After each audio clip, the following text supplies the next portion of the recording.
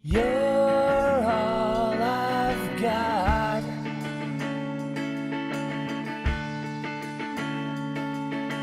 You're all I want.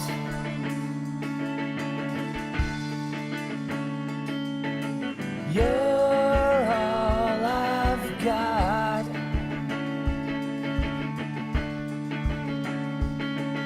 You're all I want.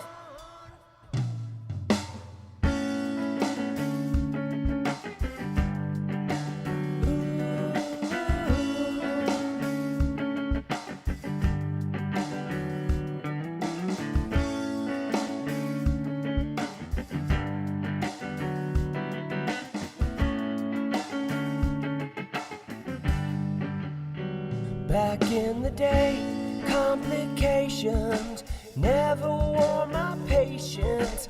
I was always ready to play.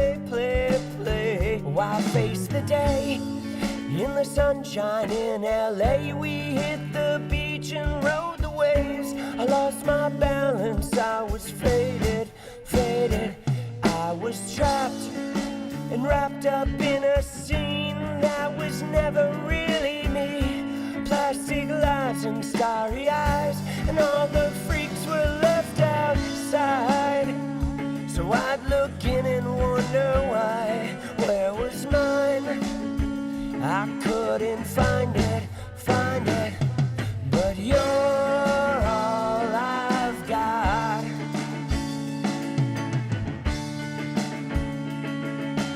You're all I want.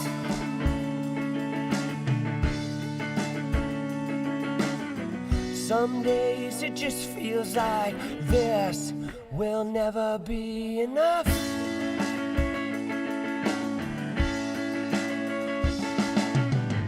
Most days it just feels like a struggle to catch up.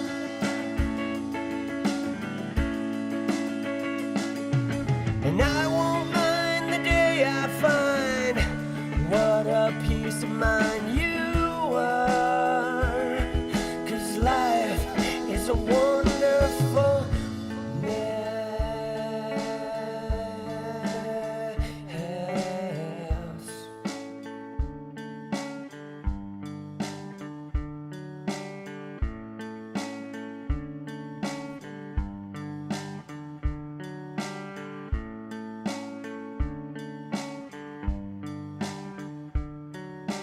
Time to walk away, trade my sunshine in for rain. Same old ways in a different place, but something's changing.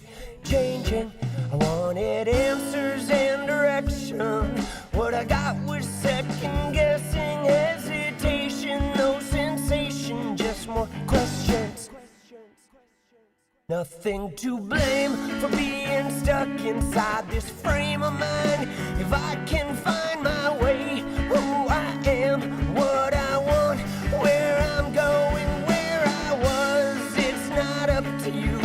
I wish there was something you could do, but you're not me, so you can be my answers, because you're all I've got.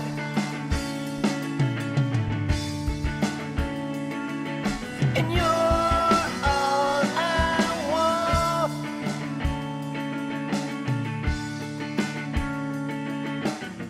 Some days it just feels like this will never be enough.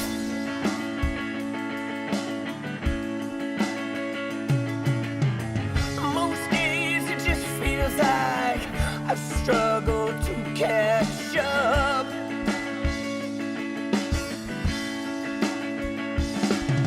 But I won't mind the day I find what a peace of mind you are. 'Cause life is a wonderful mess. You're all I've got. You're all I want. You're all I've got.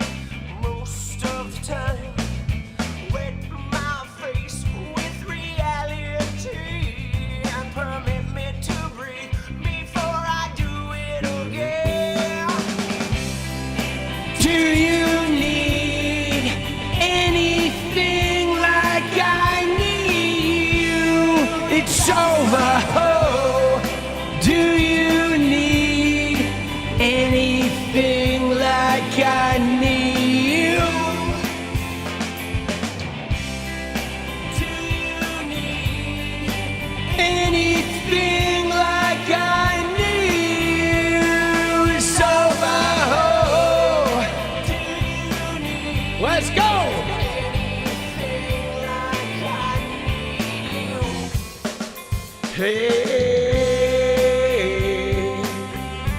Dude, how we doing? Got that Friday night vibe? Let's go! Got a little Fortnite tomorrow.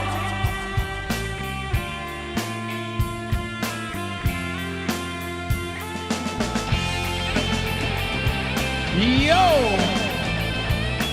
It's time to make it through this shit. Time to remind those dictators that they can go eat a bowl. Right? Oh! Do you need anything like I need? So,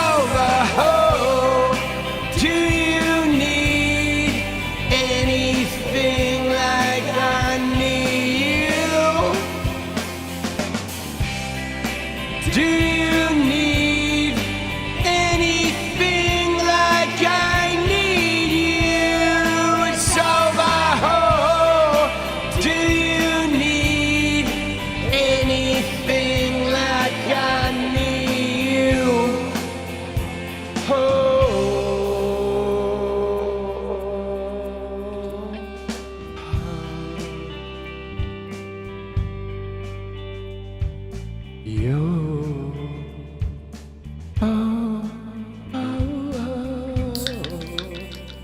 Let's go. Oh.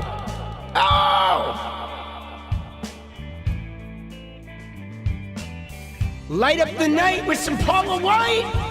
There she is.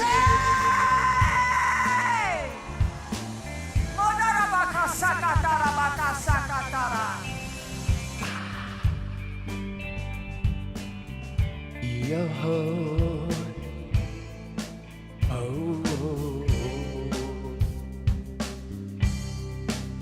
Let's go. Yeah. Dude. What a tune. All right. Let's giddy up. Dude, let's go. Hold on. Got to clean the glasses off a little bit. How's your Friday night treating you? Dude, thank you to fucking 𝗙cie𝗶𝗃𝗍𝗧 for kicking us off. Appreciate you, boss. Dude, how's your Friday night treating you? Let's go. Cheers to you, boss. All right.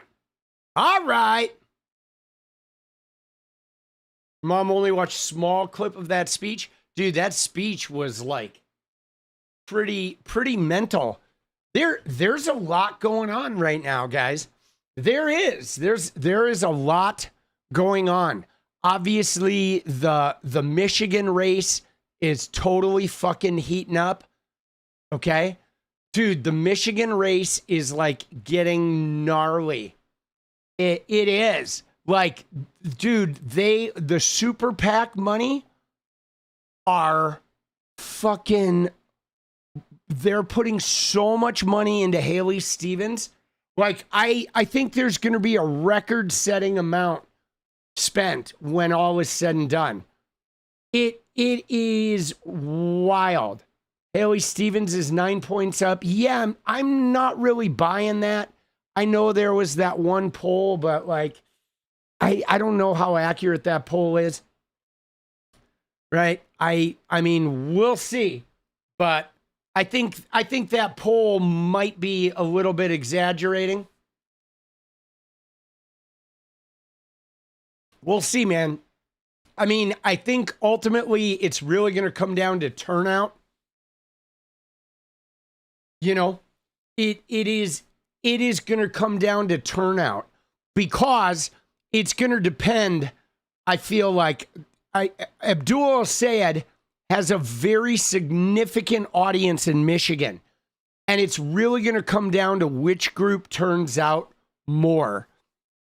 Okay? Because they sort of like don't overlap a lot. You know, obviously, like Dearborn and you know, young people and fucking people that are concerned about peace in the Middle East, you know, that is all going to go toward 𝗪𝗟.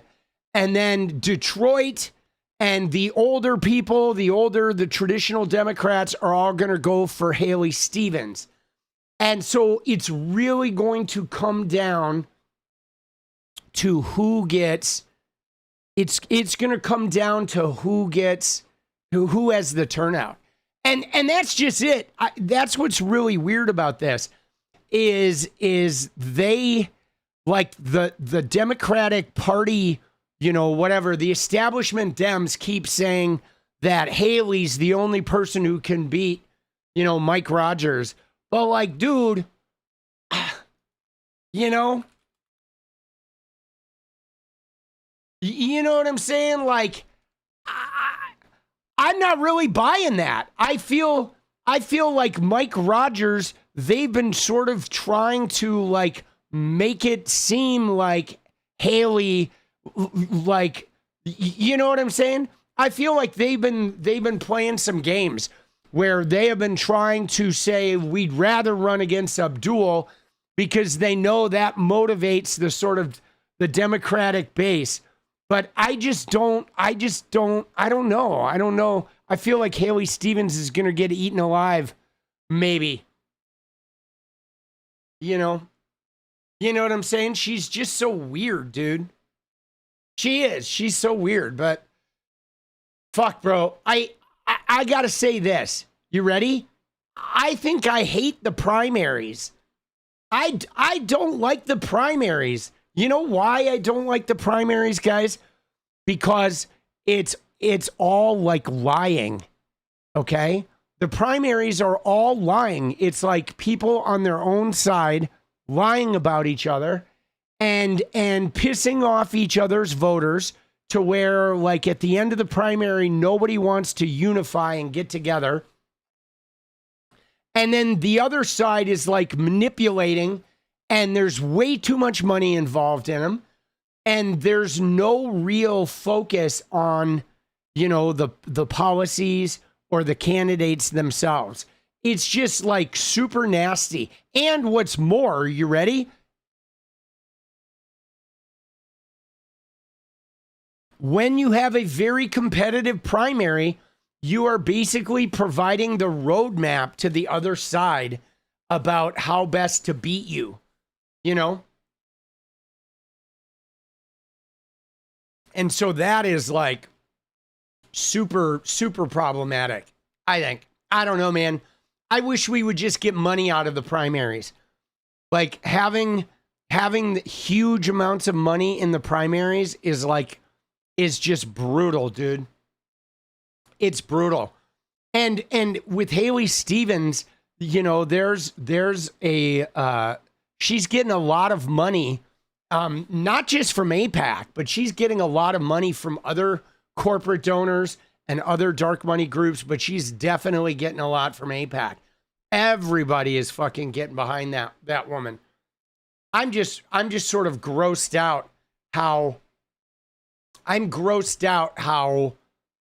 people don't seem to care about what's going on in the Middle East at all, man. They really don't. You know what I'm saying? Like, they really don't care about what goes on in the Middle East. I mean, they say they do. People say they don't want war, but most of America doesn't fucking care if we're at war. And in fact, I think huge chunks of America kind of like it. They like America, you know, like taking everything. And they like that pushy imperialism, like we're going to impose our shit around the world. All of the Christians, like many of the Christians like that. That is just a huge part of Christianity. And let me just tell you guys, I'm telling you right now, okay? Hear me out on this. If you look at the Republican Party, we know they're nasty. But if you look at the Democrats that are also nasty, that are like Republican lights, that want to go to war with the Muslims, that like believe it, they say they believe in civil rights, but they won't really stand up for them. You know what the connection is from the MAGA and the Republicans and those centrist Dems?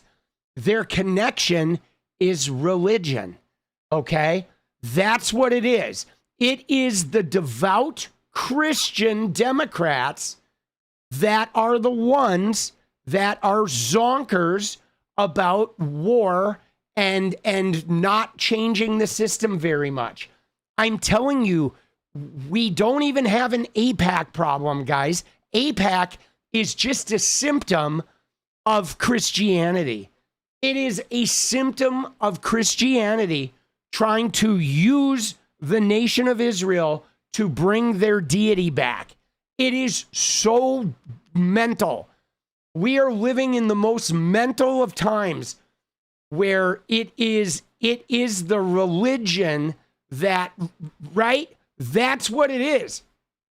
You know, it is the religion. But so the thing about this, though, 𝗙𝗪𝗏 is you say they're not Christians, but they really are. Because if you go and read in the Bible, man, the Bible was filled with war and imperialism and child sacrifice and the mistreatment of women and like aggression, right? The Bible is filled with gnarly shit, enslavement. All of that shit is okay in the Bible.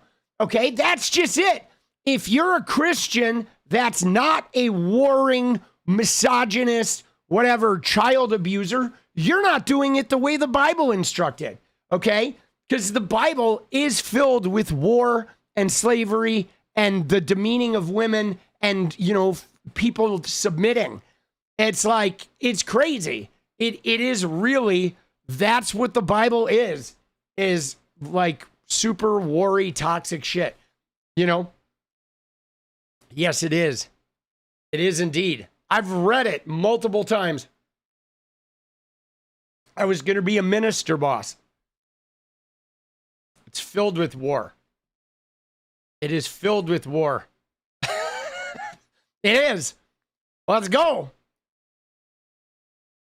Oh, let's go. We have Dems who are Christians too. Yeah, but Ellie, my point is the Dems who are Christians, right?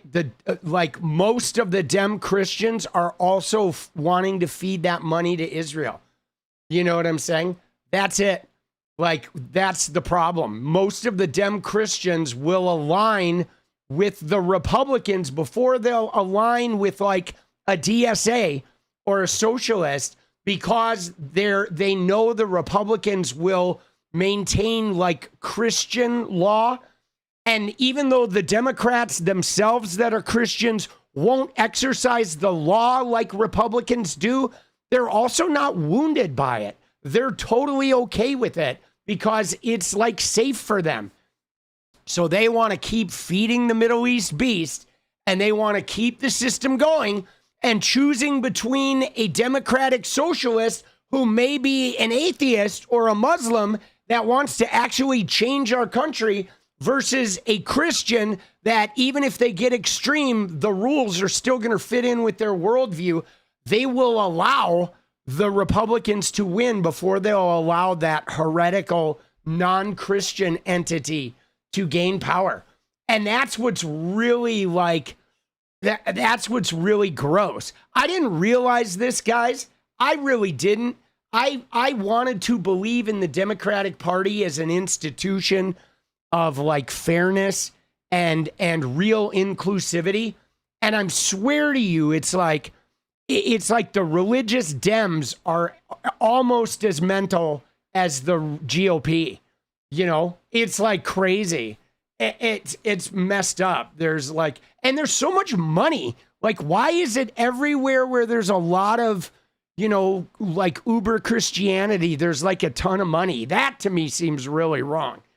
I feel like if you're not poor, you like, you know, you got to be pretty near poor for you to get into heaven. I don't think any billionaires, even if they're Christians, are making it to heaven. You know, I don't think there's much chance of that. Dude. Oh, shit. All right. That's my rant, though. You're right. No, what Vortex says. Look at what Vortex says there. It's like money leads to corruption. It does. I think money leads to corruption. Power leads to corruption. You know, like both of those things. I mean, money kind of translates to power, which translates to corruption. I feel like, having a weapon, having might, too much might can lead to corruption. But all right, I'm not going to complain about it all night. I'm just frustrated, guys. I'm frustrated because I've watched, I've been a Democrat, like a staunch Democrat since 1980s, okay? It's been something that I've, have believed in for a long time. And I'm not liking the way, the center of my party is operating.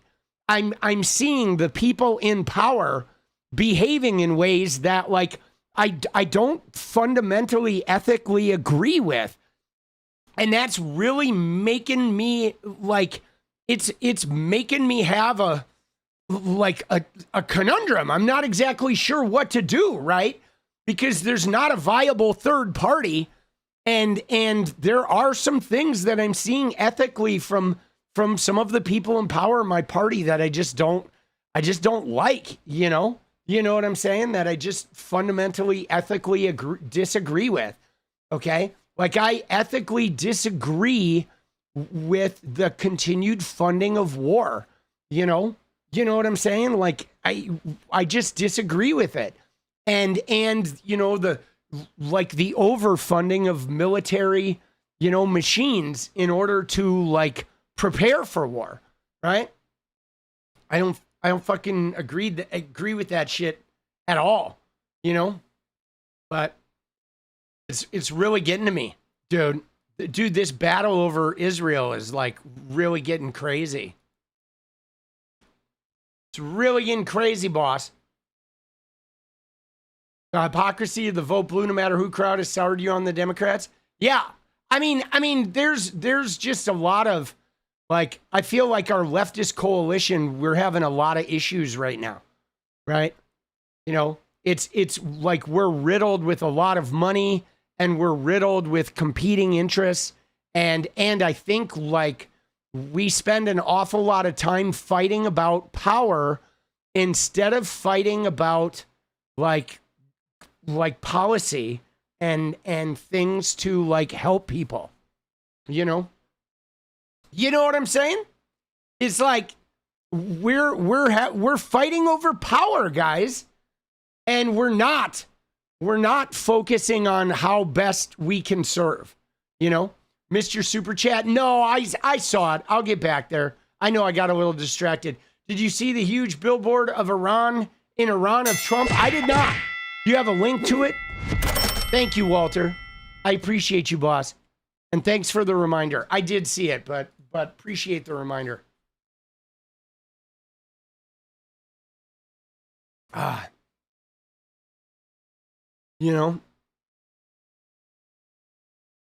Yeah, well, and so I guess the thing is the vote blue no matter who is designed to see. Here's what it is. This is going to be my last thing, and then I'm going to move on. All right, because this is just weighing on me. But I mean, definitely we're all in a constant state of evolution. But what I have come to realize, guys, is that a significant portion of the center, the power structure of the Democratic Party, their only focus is on winning districts and maintaining power. Okay? So their maintenance of power is not even about expanding their own coalition. It's about being able to win red districts. So they put in people that are slightly less outrageous, right, than the right wingers. They're right. You have this crazy zealoted freak, and they just take another uber religious Zionist, whatever Democrat, and they're not as freaky as these people, and they put them in, win the red district with this conservative Democrat, and they maintain power. And then that maintains where the government's money goes. It flows to blue states. It flows to blue industries. But they're not actually concerned with advancing real policy change. Okay? They're not concerned with advancing real policy change. Like, I think a lot of our current government, they're too old. They've been in there for too long, and they don't want any change. Okay, dude, missing, no, let's go. Thank you, boss. You know what I'm saying? They don't want change. They want a slightly less savage version of the capitalism we have now. We have this capitalism, and they're like, well, you know what we want to do? We just want to slow down the truck with no brakes and throw a few pieces of candy to people so they feel like they're getting something. And then we're going to leave it mostly untouched. And that's a problem because people are dying. People are dying here. People are dying in the Middle East. People are dying in the Ukraine. People are dying in Africa. People are dying all over the world because they're getting ground up in the gears of this like completely, wealth ruled system. It's like we're practically at feudalism again. I shit you not. We are practically like a feudalist world. It's like feudalism is back, except now the serfs, instead of them like working in the fields, were like scrolling on social media or sitting in front of 2,000 options on Netflix, right? And meanwhile, we're just generating income from them by watching advertisements and then going out and consuming goods in an effort to deny the reality that we're going to leave this world in pain with no health care and nothing to show for a life of hard work, right? And meanwhile, there's a group of overlords that get to do whatever they want. Oh, now I want you to buy me a data center. I want you to buy me a stadium. I want you to pay for my new fucking warehousing that I'm putting up, right? Oh, I want you to give me a huge tax break so I can go up and buy crypto and move crypto markets and shit, And we are just sitting there scrolling our life away, dude. Nah. Nah, bro. I want more, okay? And I love to scroll, but I want more, guys. I don't want to have to work 80 hours a week for the rest of my life with no breaks. You know what I'm saying? I want passive income too. You know what I'm saying? I think we all deserve some type of passive income. Your dad taught you about the Dems, the sugar-coated version? Yeah. So I guess we just got to figure out what to do about it, right? Do we infiltrate the party, try to take it over? Do we, I mean, we have to consider our options. You know what I'm saying? I do think though the DSA, I'm happy about the DSA. I don't know, like right now in its current form, I don't know if the DSA is like, I think the DSA is part of the answer. I don't know that the DSA is the answer. I think it's part of the answer. I think part of the answer is more different types of people in the Democratic Party. I think we need a bigger coalition of people in our representatives. And that's why I do love that the DSA is winning local races and shit. And so I mean, I think we're on the right track. But I am a little disappointed, because I've defended a lot of people in the last couple of years, and I'm watching people behave in ways that are like, wow, I don't think I'm going to defend that anymore, but like, we'll see. F is up with that. Vanguard, they're always talking about the progressives fighting each other. Yeah. I mean, I don't know. I don't know what it is, Yeah, no, the DSA is good. They're good. They're good. I just think, guys, I think like it's about like less of a concentration of power, right? And I'm absolutely voting Democrat. Don't get me wrong. Okay. I will vote for every Democratic candidate across the board who wins the primaries. Okay. 100%. That's not changing. I'm just thinking about the future of like how we evolve. Okay. Because I think we just like, you know, I think we want a wider berth of different parts, you know. The Vanguard analogize themselves as the TMZ of the left. Yeah, I mean, guys, you can't really get mad at the Vanguard, okay? Because the Vanguard, those guys are like scenester reporters, okay? So the Vanguard is like, you know, they're like, they remind me of music journalists. Dude, they do a really good job. They like cover the drama that is on the left wing, right? And the beef and who's fighting whom and you know what I'm saying? And I think that is like, I think that's an important part of the ecosphere, dude. Dude, it is. I'm serious. I think it's an important part of the ecosphere. You know, you gotta, I think if you want to like get unity, you got to be aware of what everybody's beef is. And so I think that's an important part of the process. For example, guys, if you roll back to 2024, if guys like the Vanguard had been in Joe Biden's like inner circle, we wouldn't have lost that election because they would have been aware of all the different beef in the Democratic Party and on the left. And they would have been advising Biden on how best to like heal those rifts. Okay. Right? I think it's really important. I think that like that gossipy shit and being in the know is important. Okay. I know people have this thing about gossip and they have this thing about, you know, like whatever, you know, but that shit's important, guys. Knowing the gossip is an important part of maneuvering in the space. Okay. It is. Let's go. All right. You ready? Dude, I like the guys from the Vanguard. I do. And you know what else, though, guys? Here's the thing. I respect the guys in the Vanguard because they're actually real.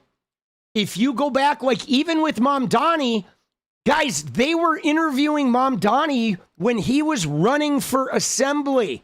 Like 6 years ago, they were interviewing Mamdani before anybody, before like TYT or Kyle Kalinske or Emma or anybody knew who the fuck Mamdani was.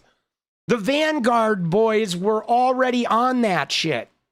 They're like on the front of the surfboard, dude. And that shit, that is real. You know what I mean? That's like a real thing. Like even with me, dude, I don't have a lot of knowledge of like all the different candidates and the people and all that shit. You know what I'm saying? I'm more like a color commentator that comes in and fucking, you know what I mean? They're like, you know, I feel like those guys are actually part of the progressive movement and shit. And that's really respectable. You know, like we need to thank our lucky stars that we have people in the content creating world that are doing that job, helping us like get informed and stay informed, you know? You know what I'm saying? You know, I'm like, I don't know. Dude, I love that shit. Just saying DSA, don't go full Bernie, bro. Dude, yeah, I think the DSA people are like, you know, I think they're going to make good choices. I think we recognize what's at stake here. And I think, guys, I think the DSA have acquired some power. Now, it is possible that the DSA, you know, thinks, well, the more Republicans win, the more we're winning too. So there might be some of that angle. And to be honest, I don't want to forecast anything because I'm going to still vote for Democrats. But I will say this. If the Democrats keep fucking up and they keep losing and the Republicans get more and more severe, it will be an accelerationist of moving the country more to the left. So we may need to get our dicks kicked into the dirt by the Republican fascist machine for a decade to really wake up and be like, God damn, we better change. I hope we don't, but that may very well be in our future. I don't know. Okay. I hope we can sort it out, but I will say for me personally, when I look at like my sobriety, I had to really get punished. I didn't get sober when things got bad. I got sober when things got so bad that I didn't think I was going to live through it. And it was like so, like I was so down, like underground, right? Like here's the ground, here's 50 feet of shit under the ground. And that was me under the 50 feet of shit. And then finally I was like, holy fucking shit, I better do something. So I hope we've hit rock bottom. But man, if we lose the House in 2026 and we lose the presidency in 2028, we're going to know of like a rock bottom that I hope we don't. Like, I hope we don't get it. You have 3.5 years. Good for you, boss. I have 19, you know? But you'd say we're at rock bottom. I feel like we're close. But we're not really though, you know, missing. I think the reason why I don't think we're at rock bottom is because right now the people that are really suffering are the Democrats. A lot of the like, you know, whatever white Republicans are not really suffering yet. You know what I'm saying? They haven't really lost their shit. Okay? They haven't like, you know, if a depression raged through the Midwest or, you know, some type of pandemic cranked through and they refused to like mask up or whatever, and it just killed like half of the red states, you know, that like they haven't had any real suffering yet. Because I know they cry about money, but they don't really fucking care about money, guys. You know? They don't really care about money. They don't. They will pay more for everything just to know that gay people are suffering and that Democrats are being like pushed around by the police. That's literally the Republican ethos. They want us to have guns against our heads by the cops in the street, and they will pay double for everything. They'll go into debt to just watch us suffer. I shit you not. If we're suffering and we're getting the long arm of the law thrust in our face, they will gladly, like, you can foreclose on their home and they'll go move into an apartment as long as they know we're suffering. They don't care, dude. You know? Oh, shit. I mean, they care about money, but fuck them. I agree. All right, you ready? All right. Dude, all right, I'm fired up now.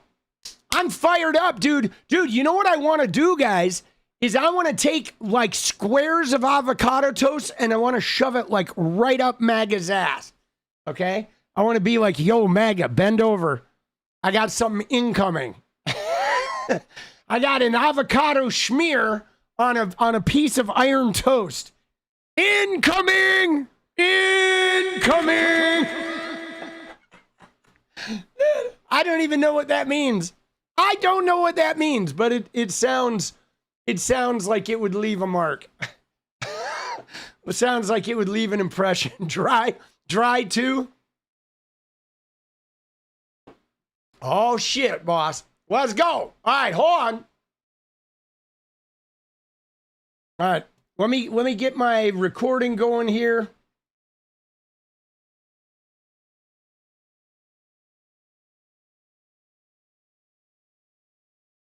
All right. Here we go. There are a lot of people that are really struggling. I know they are. I know there are a lot of people that are really struggling. I just hope we make good choices, guys. You know, for me, guys, it's really like there's 3 things that I'm thinking about in the upcoming elections. Like, number 1 is I'm wondering what are the Hispanic Americans going to do? And where are they going to fall? Are they really going to vote against ICE, or are they going to like be split on how they feel like that? So I wonder, how are Hispanic Americans going to react to what just happened with ICE? Number two, I wonder how like the different factions of the Democratic Party are going to react. Like, you know, are Jasmine Crockett's, the people that voted for her in Texas, are they going to show up for Tallarico or not? Like the people that, you know, liked Graham Plattner, are they going to show up for whomever wins the Democratic thing in Maine or not? Right? There's questions like that of the allegiance of the factions in our party. So it's like Hispanic Americans, it's like the inner factions of the Democratic Party. And then number three is are we all just going to turn out in force? Right? Are we all going to turn out in force? Right? Are we going to be numbers, or are we going to be lazy and be like, fuck it? Are we going to give up, or are we going to vote through it? Because there's a lot of like, and I don't even think it's about Democrats being like, oh, fuck it, I don't want to vote. I think a lot of people are just exhausted, guys. Okay? I think a lot of people are overwhelmed. They're exhausted. We're just bombarded with like Trump and his corruption and the overkill of like the state, like arms of violence. We're just so overloaded that and there's like a general feeling of people who just like, they don't even know if they show up and vote, if anything's going to change, you know? You know what I'm saying?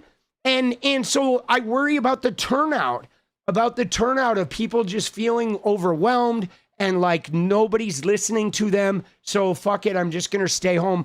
And that is mostly about white people, guys, because that's what can happen sometimes is white people can just sit it out. And you know, that can adversely affect the election because white people are relatively unaffected depending on who wins or who doesn't, you know? And so I don't know. I'm worried about those three things, but we're going to try to stay centered. We're going to try to keep the energy going, and we're going to try to keep the fucking, you know, the morale up. So we can, you know, continue through this, guys. And you know what's crazy though too, guys, is we have no idea right now who's going to be running in 2028. Okay, they're like, we have no idea. You know what I'm saying? There's like, we could have somebody brand new in 2028 that we haven't even heard from yet. We're like so far from 2028.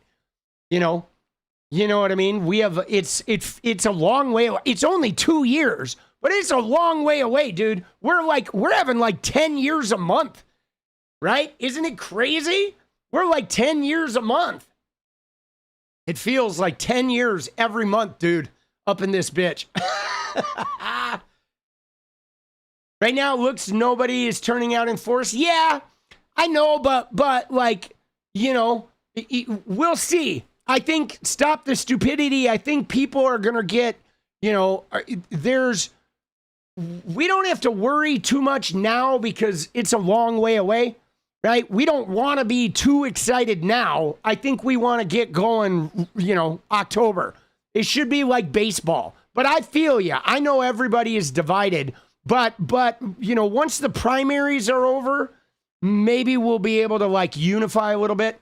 Sorry, boss, no link. It's in Tehran. Can you Google it? Yeah, I mean, I'll look into it. I'll look into it at some point. Thank you, Walter. Appreciate you. Let me get the dance party goal going. But I know what you mean. I know. I think it's like primary season is, you know, we have something different here, guys.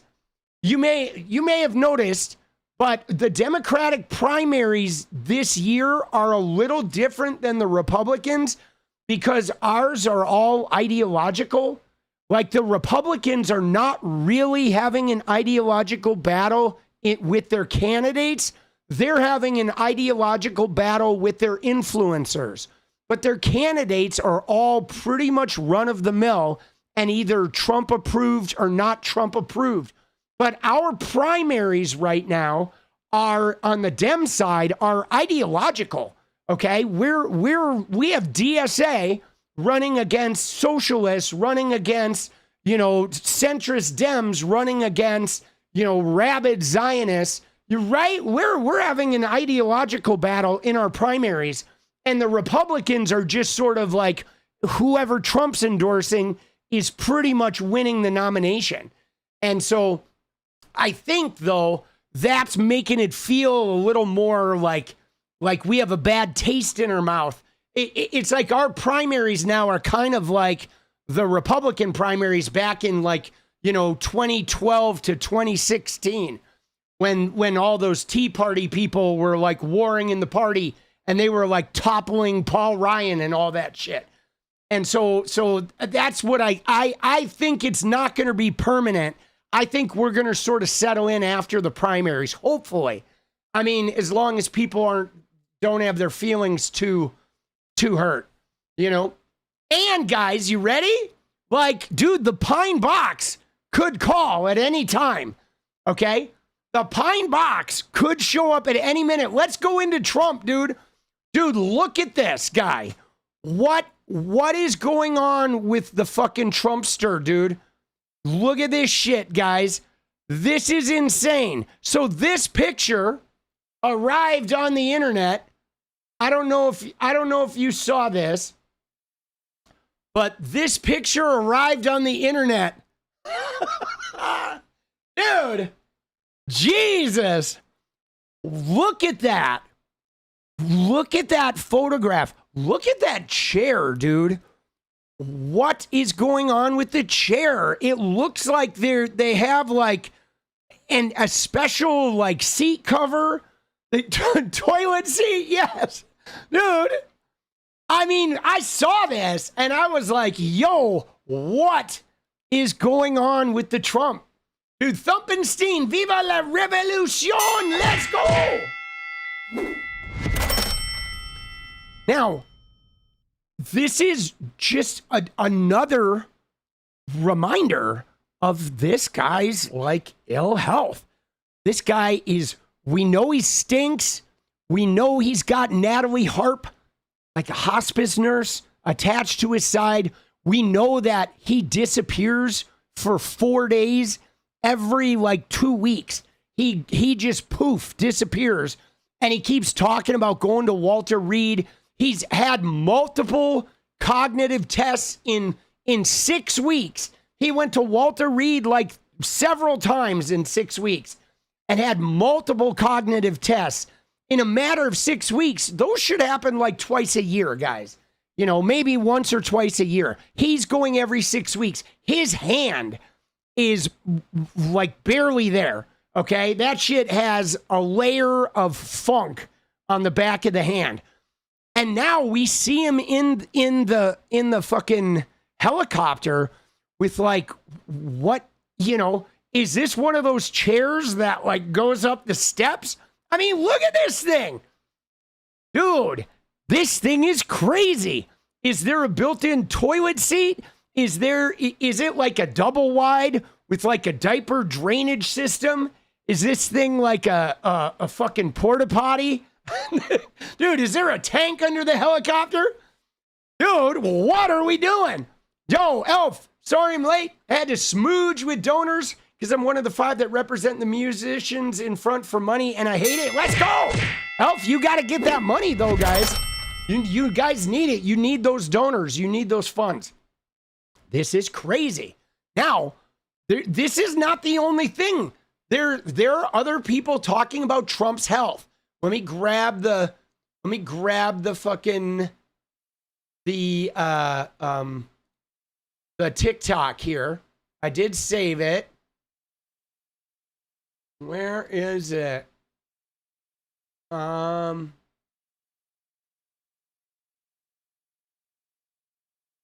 is it? Maybe it was Instagram.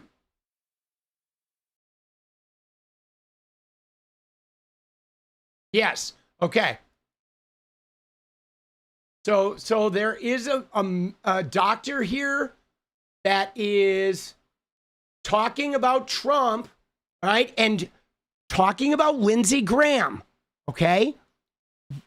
We know what just happened with Lindsey Graham, right? The aortic dissection, where Lindsey had started looking a little weird. He started looking like he was struggling with alcoholism or something. He was retaining fluid. There's a lot of signs that people see when you start getting into cardiac distress. And then Lindsey was like, one day he's at a press conference, and later that night he has that aortic dissection and his artery just explodes, and boom, he's dead. Now this guy, this doctor here, is talking about what he sees going on with Trump and how, Trump is a very likely candidate for some type of massive coronary event. Okay. We've seen the swelling in the ankles, the edema. He's obviously going in and getting some type of repeated treatments with IVs and shit. And, he's grappling with dementia. Elf says, maybe next time I'll make the donors do their own dance party. Oh, let's go. That's how you get the big bucks. But yeah, let's watch this.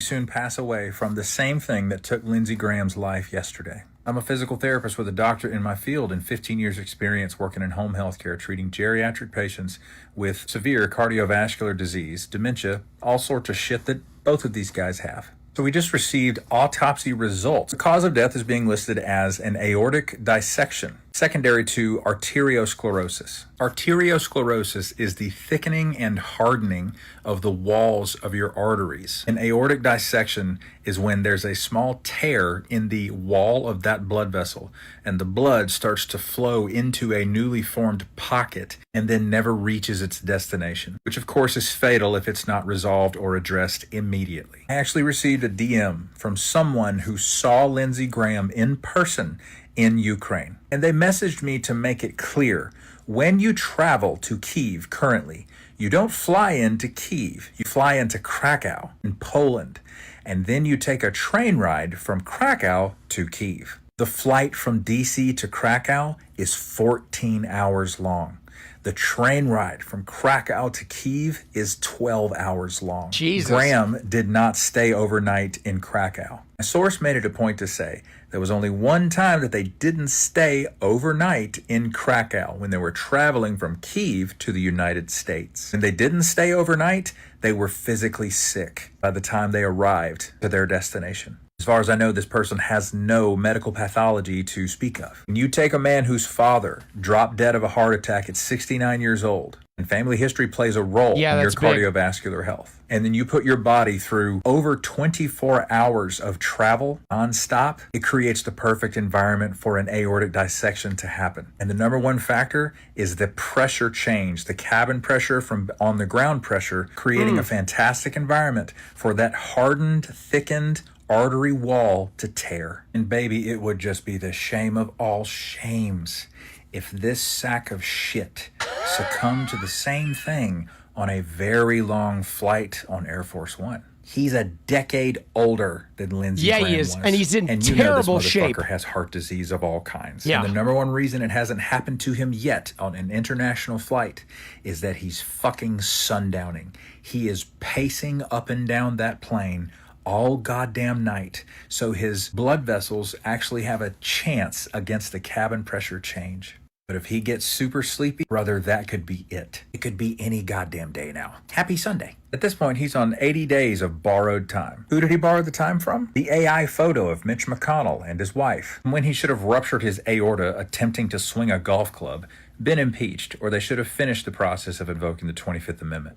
Thank you for your attention to this matter. All right. So did you see that?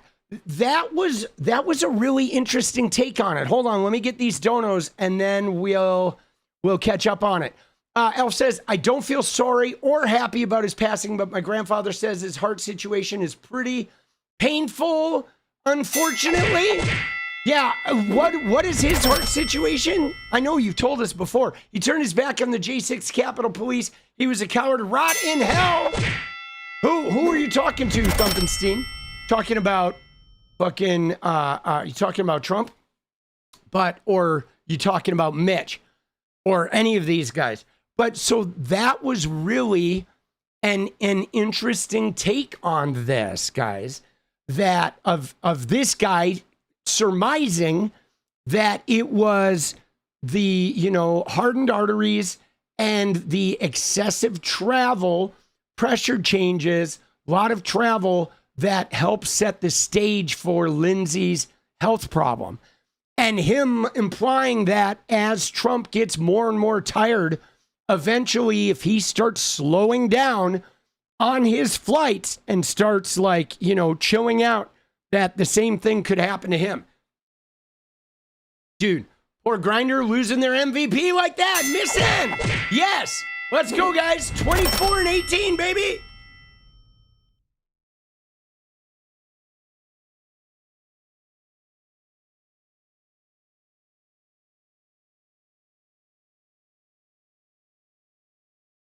Dude, yeah, I thought that was an actual, like, an interesting opinion. And because, guys, did you notice, you ready for this? Hold on. Did you notice, when was the last time that Trump disappeared for 4 days? When did he disappear? It was right when he came back from Turkey. Right? He came back from that long trip overseas. He went to Turkey. He was there for the summit. And then he came back on the flight from Turkey and he disappeared for 4 days. Yes, after the NATO thing. And so it is possible that those long trips, like, maybe we need to start, like, putting more long trips on the schedule for the man, dude. Let's make him. I think he needs to start going to the Middle East every week, right? Let's get a trip every week, dude. Oh, shit. My girlfriend is a cardiologist and graduated from Johns Hopkins Medical School. Oh, so, Elf, you were talking about your girlfriend. I thought you were talking about your grandfather. Your girlfriend says his heart situation is painful. I thought your grandfather was talking about his heart situation, and that was confusing to me because I was like, if your grandfather's dead, how is he talking about his heart situation? Dude, I'm all over the map. So, bro, look at that, guys. I mean, you got to hand it to Trump. He's got a toilet in his helicopter. Look at that shit, dude. Look at how gross he is. Look at him, though. He does not look well, guys. Okay? Can we just analyze this motherfucker? Look at this guy. Look at that lump of shit. Bro. He is a wide load, dude. It looks like a chairlift. It really does. It looks like a chairlift or specially equipped. There is something up with this. This guy is not healthy. They know it. The blob. It is the blob. He's not doing well. Side quest to induce Pine Box, please. Let's go, guys. 22 away, baby. 22 away.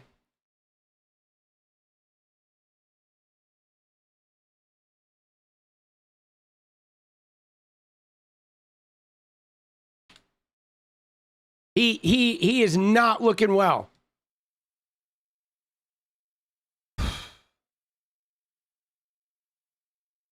Dude.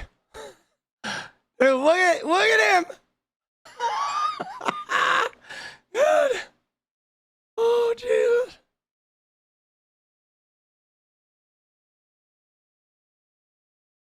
Dude. He is in tough shape, boss. He is. He is in tough fucking shape. Oh, look at Markwayne Mullin. Uh-oh. Look at that. He's got lifts. Bro. Markwayne Mullin is rocking the fucking lifts. He's standing on a box. No way, dude. Look at this shit, bro. Oh my God. Interference in our elections, but just first, since you mentioned turning down the temperature, what assurances can you give Americans that ICE officers will face consequences if they violated DHS's use of force policy? And who will make that determination? And can you commit now to making that determination public to the Americans? Well, let me clarify. When I say turn down the temperature, when I turn down the temperature with you guys, we're turning up the heat on the streets. We're out there working harder than we ever have because we've empowered our law enforcement to do their job. What I'm trying to do is remove us from the headlines every single day. But out there, we're turning up the heat. That's what we're doing out there. All right. I may be 5'5", and you may look at me and not take me seriously because I'm wearing a red tie, kind of a Trump clown costume, because I have to sniff Trump's ass 17 times a day to keep this job. But out there, we're turning up the heat. It's like a griddle out there. We're putting some ass on the stove out there. And some ass. Oh, Benny. Everybody will be held accountable. Benny. I don't pick and choose which laws I'm going to enforce. I enforce our nation's laws. That means I'll enforce it with our own agency, and I'll enforce it with the criminals on the streets. That's my assurance. Dude, why do we have short guy complex? Always. Look at that. There he is. Real tough guy. Real like John Wayne on a step stool. Right? Right? That's what he is. Look at him. He's so cute. Somebody get him an apple box out there. Let's go. Look at that, dude. He can sniff Trump's ass while standing. Ooh, let's go. All right. Oh my God, dude. So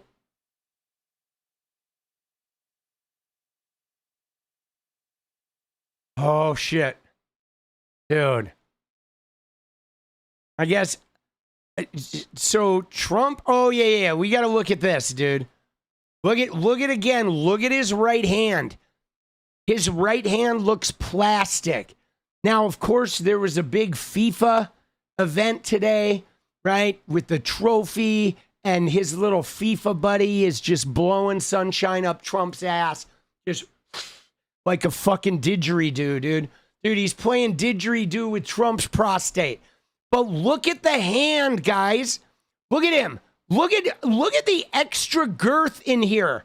Like, I think he's got like a double wide diaper. I'm serious. I think they've strapped on like a double waisted. So Natalie Harp has to change it only half as often. I mean, look at him.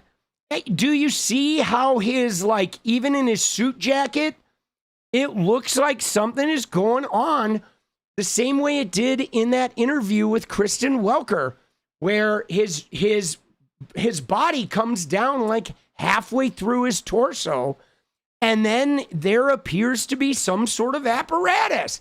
And guys, you may have looked at the thumbnail, okay? You could have looked at the thumbnail and seen I have this image on the thumbnail, which is from that Kristen Welker, one of those Kristen Welker interviews. All right, hold on. It is this one right here. All right. Dude, I know this is goofy, but it really looks like that, guys. Right? I mean, there is something going on about halfway through his torso. Dude, I think he is wearing like a bowl of some sort, you know? I mean, I don't know if it is a bulletproof vest for his fucking nuts or what. Dude, has he got like Kevlar undies or what? But tell me it doesn't look like that, guys. Tell me it does not look like that is literally what we are dealing with, guys. Either this man is wearing some Kevlar underwear or this guy has a fucking hefty diaper. Dude, blowout. Holy shit, bro. That is like, you see how it's got like a chest protector strapped on? Something is up, dude. There's like some neoprene fucking undies. Industrial strength, dude. Dude, I don't know if they have some, he's a big kid now. If there is some sort of, filtration system in there that is like ionizing the Trump shit and like removing it from, right? Dude, there's like an ionizer in there, guys. It is pretty crazy, but here we go. All over the world, dear President, we have the world united here today, the presidents of all the countries of the world, of course, of football or soccer in the world, but we know that this is the most important thing in the world, so the most important people in the world are here. All over the world, dear President, we have the world united here. Dude, he says the world a lot. All right, there we go. Look at him, though, just standing there like an idiot. What an idiot. Oh, my God, bro. But, so, Trump has been relatively under wraps today, guys. That was really, I think, his only appearance that I noticed. But his hand is not good, boss. All right, now, he may have been out for the count, but he did still find a way to be completely batshit today. Okay? Dude, let me make sure I haven't missed any. Dude, we got Alf up here. We need to invest more into medical research and care. Let's go, Alf. And the worst thing about medical stuff is I have a rare blood type and I couldn't even give my mother a kidney before she passed. Dude, that's crazy. That sucks. What'd she do? Did she get a kidney? Did she get one off the board if she couldn't get it from you, or did she hit up another family member? And Elf says, I don't blame Trump for wearing an adult diapers. My dad had to wear one for his last 6 months, but I believe Donald has been wearing it for years. All right, guys, let's go. We got 7 minutes, baby. We got 19 and 7. Let's get this. Let's secure the dance party. And then we're going to go into Trump being batshit. Because, guys, Trump may have been out of the limelight as far as the camera goes today, but he did have a batshit interaction with Canada. Okay? Trump v. Canada got revved into high gear today because Trump is an idiot. Dude, wearing it since Sasha Riley in the tent stake. Dude, Ethan, let's go. 18, baby. We got this. 18 and 6, guys. 18 and 6. $2 super chats or more, all right? We're going to giddy up, secure the dance party, and then we're going to let freedom ring. We're going to look at Trump's batshit day. I'm going to cue some shit up while we're fucking watching this. Dude, we got this. We got this. I believe in us, baby. Going to go into the bookmarks. He has been wearing for a while. Dude, Thumpenstein, resist. Yes, sir. We will resist. All right, we got to look at that. We already looked at those. That we got. That's coming up. Dude. 17, baby, 17. Guys, I feel like the pine box is close with this guy. Can you imagine? Can you imagine the party that is going to ensue when that shit finally happens? The sheer party like it's 1999 that is going to take place. It is going to be like so lit. It is going to be lit. Dude, viral pirate. Boom. Let's go, baby. Let's fucking go, dude. Thank you, boss. Dude, viral pirate. Dude, I actually like that name, dude. Viral pirate. That's a good name. I like the word viral. Right, dude, deranged diaper Don Pine Box, please. Can I put in a request? Yo, what's up? Yeah, a White House, please. All right, hey, White House. Yeah, what's up? This is Political Punk here. So, can I put in a request, please? Can we get a pine box for Dr. Shittenstein? Can we get that? Can we get that together? No? Hello? They hung up on me. All right, hold on. We're gonna go up a notch. Hello? Yo, God, what's up? It's Political Punk. Look, I've been living like, getting mobbed by your fucking followers for 57 years. It's coming up on 57 years I've had to put up with these crazy Christians. They come to my door. They're constantly like looking through the windows. They're telling us how to live. They're like, literally, they're up in our shit. You can't even watch a goddamn like mermaid movie without some fucking Christian weirdo climbing up your ass. So, in lieu of that, in lieu of the fact that we've been suffering at the hands of your followers who are just incredibly annoying and self-righteous and greedy and miserable and fucking, like adulterous and every other word under the sun, I'm going to ask that you do us a solid and you get us one pine box. You know who I'm talking about. Oh, you don't like him either? Yeah, no, I know. Nobody does. So what are you waiting on? Yeah? Okay. Yeah, but still, send the box. All right? Come on. Think about it. You're thinking about it. All right. I'm going to hold you to it. All right. I'll talk to you later. All right. Fuck you. Bye-bye. All right. He's thinking about it, guys.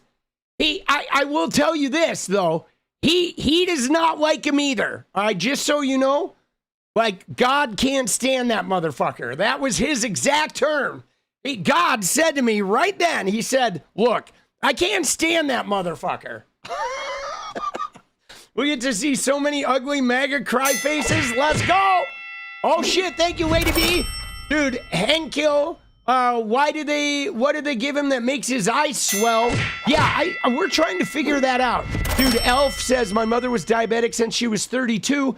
Eventually got uterine cancer and kidney failure, passed away at 74 after hysterectomy and no donors. Jesus, that is rough, bro. Dude, that is rough. So she couldn't find anybody. 𝗬𝗎𝗽, Thumpenstein, let's go. Dude, Elf says, let's get this dance party done. Yes. Let's do it, dude. Dark Wolf Nate coming in with Paula. We need Paula to rally the punks. All right, guys, we need 8 in 1.5 minutes. Let's go. Let's get it done. 1.5, 1.5 minutes. Can we do 8? Can we secure the dance party? I think we can, guys. All right, we got it. We got to dig deep. Dig deep. Do it for the pine box. Pine box. Cardboard box. Dude, how about if we get... Dude, how about if we get a fucking neoprene box? Dude, I don't know why, but neoprene is like my favorite word right now. Neoprene. A neoprene box. Oh, shit. Let's go. Let's go. Let's go. Let's go. Oh, here we come. Here we come. Coming in hot. Dude, let's go. We got, what do we got here? We got Ghosty. Let's go. Thank you, Ghosty. We got Viral Pirate. Let's get it. Dude, we got Elf says, I'm worried. Dude, let's go. We got Lady B. Sorry to hear that, Elf. This one's for Mom. Yeah, let's do it for Elf's mom. We're 5 away, guys. 5 away. 5 in 20 seconds. Dude, Neo is the one. Let's go, Thumpenstein. 4 away, guys. 4 away, 15 seconds. 4, 4, 4, 4, 4, 3. Alicia, facetious. Let's go, FTT. Yes. 2 more, guys. 3 more. Sorry, 3 more. We're in overtime. We got the 1 minute timer. 3 away, baby. There it is. 2 away. Destiny. Yes, it is our destiny. Thank you, Viral Pirate. Dos mas. Coming in hot. Dun, dun, dun, dun, dun, dun. We got this. We got this. By the way, we do have to talk about the Olive Garden, guys. The MAGA, you know how they like to do their really, really terrible metaphors because they don't really understand how metaphors work. So today they were going to town on the pasta passes at the Olive Garden. And so we're going to talk about that too. Everybody was getting in on this. Just do it one more, guys. Elf bringing in it, coming in hot. Uno mas, baby. 15 seconds. 14, 13, 12, 11, 10, 9, 8, 7, 6, 5, 4, 3, 2, 1. And we got it at the wire. Let's go. 𝗙cie𝗶𝗹𝗆. There it is. Let's go. Oh, shit. Right at the wire, dude. Dude, bury that turd. Oh, shit. Hey, gonna bury that turd. Pine trees. How about a box of compressed sewage? Let's go. Dude, Trump is a box of compressed sewage. So look at this shit, guys. You ready? Look at what Trump did today. This was his big addition to the conversation today, guys. Yes, Donald John Trump has decided that he is now going to punish Canada for their fires. Okay? Donald John Trump is going to punish Canada for their fires. You may not be aware of it, but there's some big fires going on in Ontario. And so there's a crazy amount of smoke in the jet stream that is literally like, pouring into Wisconsin and Michigan, Indiana, Pennsylvania, New York, Ohio, New Jersey. It's like pretty thick out there. And so Trump decided to get on Twitter and says, we are holding Canada responsible for the fact that they are not properly maintaining their forests and brush therein. Dude, he did not write that and brush therein. And the United States is being unnecessarily invaded by filthy, polluted, and unhealthy air. Now, this is the same guy that just has stripped all protections for our air and our water here in America. But now he's mad at Canada's fires, the quality of which is dangerous and totally unacceptable. I will call the Prime Minister during the day to find out what they are going to do about it. The cost is incalculable. Canada has refused to engage in basic forest management and debris removal, knowing that such refusal will lead to exactly this result. So Trump is saying that he believes Canada is smoking us out on purpose. That is like his paranoia is ramped up. He says this is willful negligence and becoming a yearly occurrence costing the U.S. billions of dollars, which cost of this pollution must of necessity be added to the tariffs Canada is currently paying. So he is convinced that Canada is not clearing their brush and that Canada is letting the smoke pour off the fires to hurt the United States. And so he is going to increase the tariffs on Canada because there's fires there, bro. Dude, beyond stupid. Beyond stupid, this man. All right? Dude, Elf says, I've never seen any mistress of Trump naked except for the Playboy model, and she's cute, but I don't think she'd be my type. LOL, dude, Elf, you got to stay faithful to Paula White. Dude, Gen W, let's go. He is so dumb. Now, guys, see, this is hard, okay? This is hard on a number of levels. Yeah, no, I know, Walter. I know you have. Dude, my son said in New York City, it's like you can't even breathe out there. And, I mean, we get it here sometimes in Oregon. Sometimes there are some pretty bad fires in eastern Oregon where it's like dry as shit out in the desert. And we'll get pretty bad fires here, and you'll get smoked out, like the sky will be orange for a couple of days. And it's pretty gnarly. You have to keep your windows closed because it is like skanky. And Bryce said it's really bad in New York right now. But here's the problem I'm having, guys, is we're in like a little bit of a rock and a hard place because the climate is changing and the country is definitely heating up. Okay. Here in Portland, it is insane how it used to never really get above like 85 degrees in the summer. And now it is like 110 every summer. We have a lot of days over 90 degrees in Portland, which is unheard of. And it's been getting like systematically worse. And the leaves have been falling off the trees at different times. We have an apple tree and the harvest of the apples is like weird. Like climate wise, shit is really fucking changing radically. And as a response, the Trump admin is like getting rid of all clean energy and, you know, bringing back coal and wanting to increase drilling on public land and, you know, more fracking. And so what are we going to do? Like the cognitive dissonance of like increased storms, increased hurricanes, worse tornadoes, crazier rainstorms, right?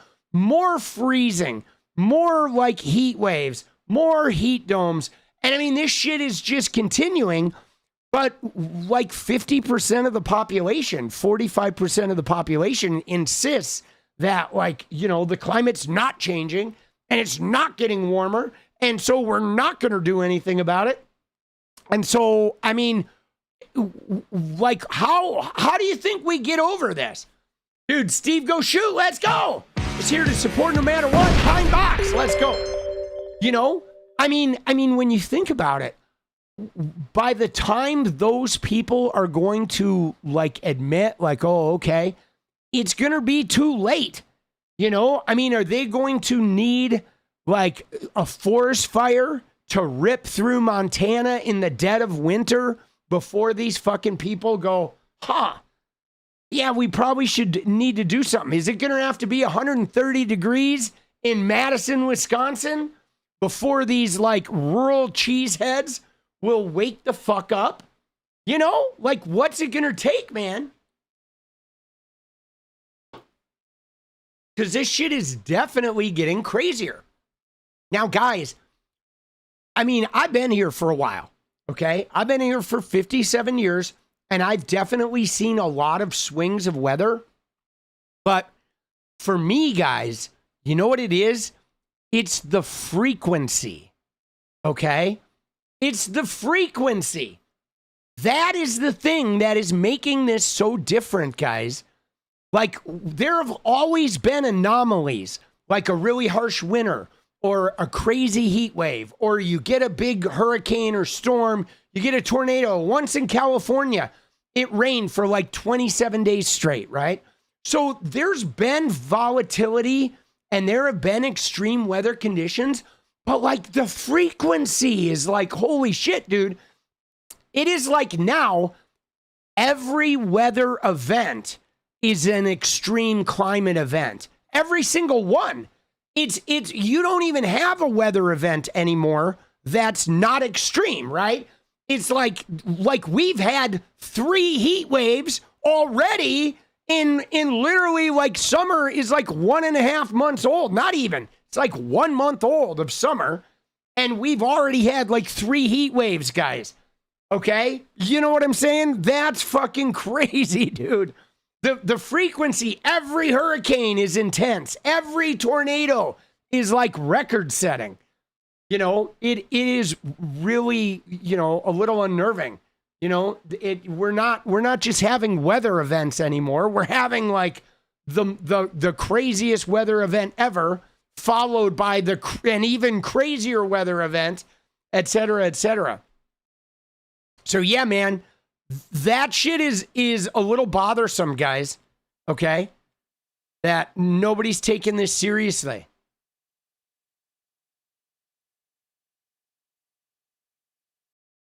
Dude, look at him.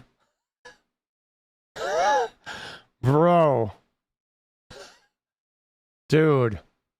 This is Trump on the tarmac, bro. I think he's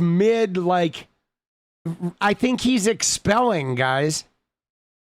Right?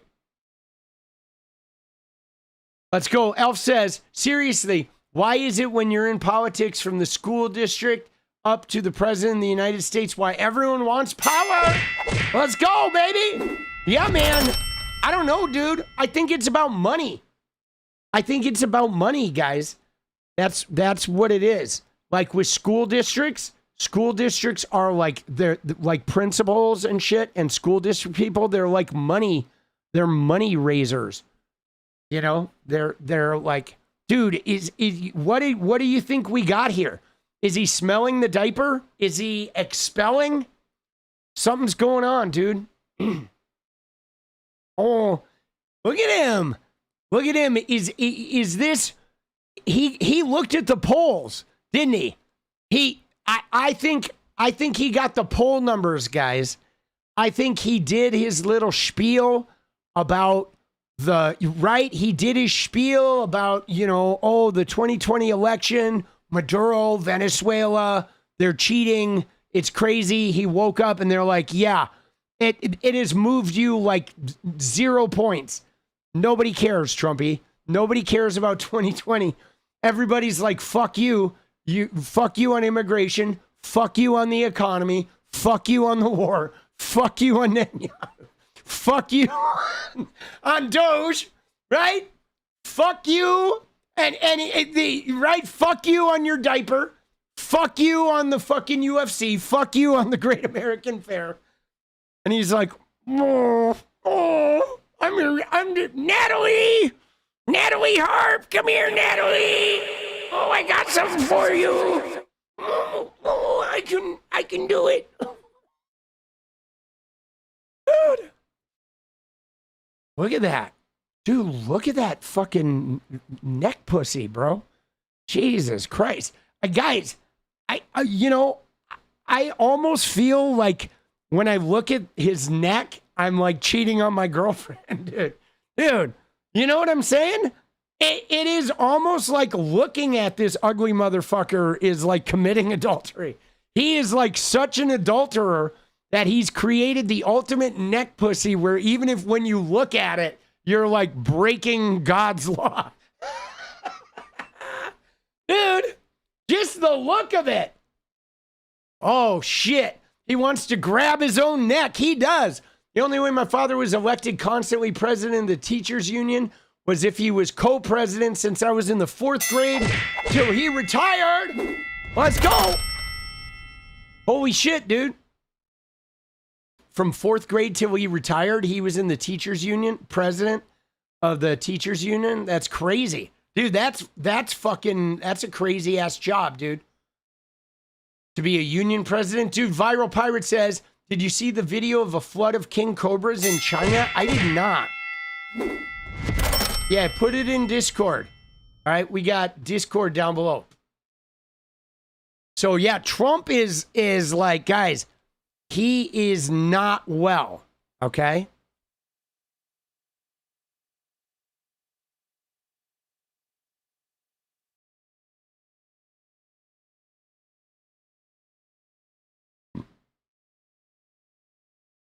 Dude, that looks like Trump, dude.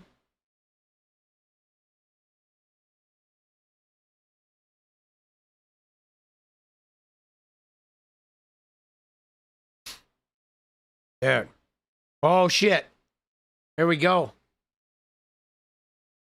Look at Kash, guys. Kash was he made an appearance at the FIFA, at the soccer presser. Guys, come on now. Dude, he's got that just got out of rehab look on his face. Look at him, guys. Homie is fucking spun, bro.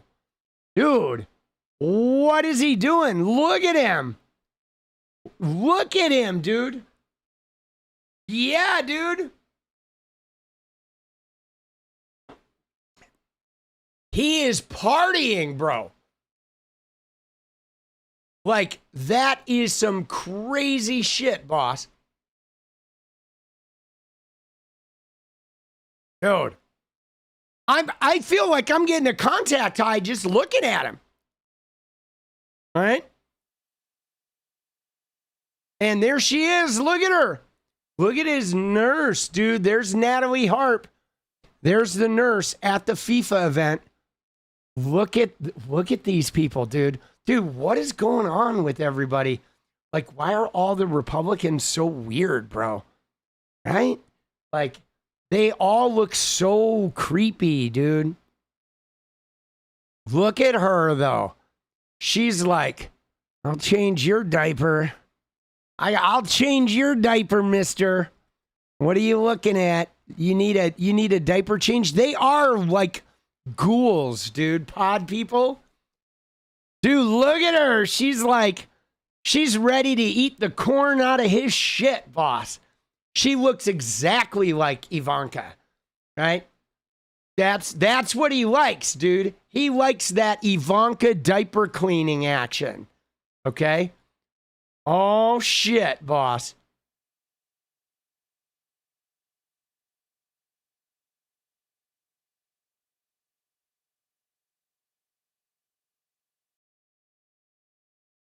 Dude, what is he doing? Here we go, Trump. You ready?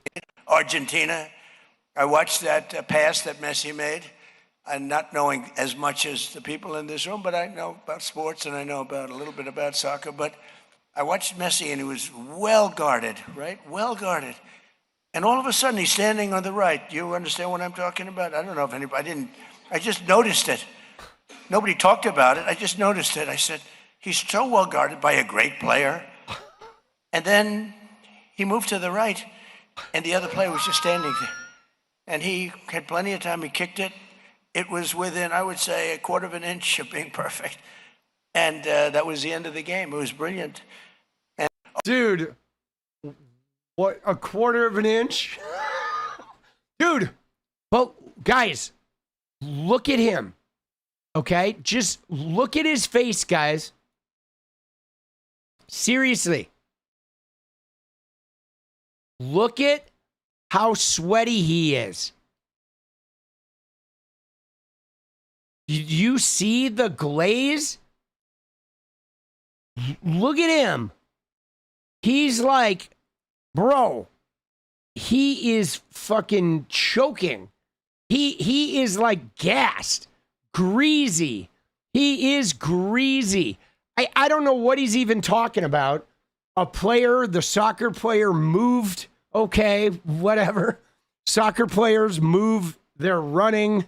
They're going to be always in different locations. He was standing there like, I don't know if Trump thinks he saw Messi teleport or something, if the dementia was going in, but look at how greasy he is, guys. He is so close to the pine box, guys. He is so close. I'm telling you, man, he is so close.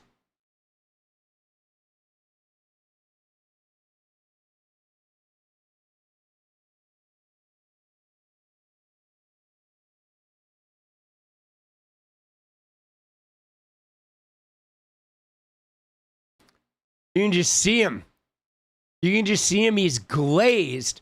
And I mean, if you look at this guy, he's not glazed. Okay? If you look at the FIFA president,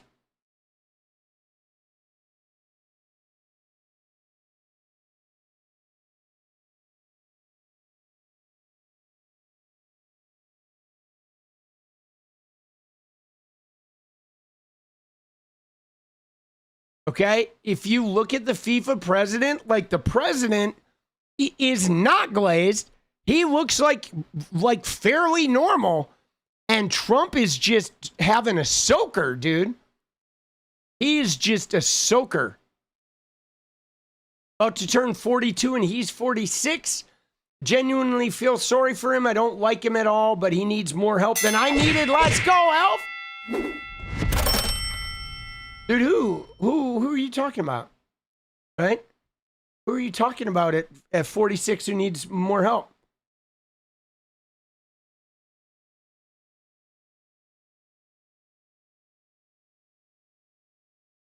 I've seen even better Korean fried chicken better than that face.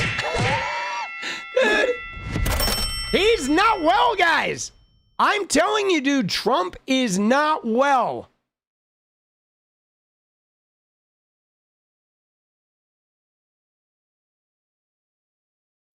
He says you lose your endurance, muscle mass. So, yeah, I want these guys on it. But you know what's going to happen? The guys that don't need it are going to take it to triple boost. Right. And then they're going to get out there. And women on base, you guys better be careful. Port calls, women in Asia, you better be careful. Because these guys are going to be wild animals, and you better watch out. You see that? Did you see this quote? This was one of the more insane quotes where, you know, Hegseth talked about giving testosterone to the military troops. And Jesse Waters is basically saying, hey, any women on the military base or Asian women in like out on military bases to watch out because what? These guys are going to grape them or whatever. And he's always going with the weird. I mean, this is the guy who let out the air on his fucking like his coworker's tires so she would, you know, ride home with him. What a fucking creeper, bro. Like, oh, great. We're going to have more grapists in the U.S. government. That's what we need. That's what we need, guys. More grapists.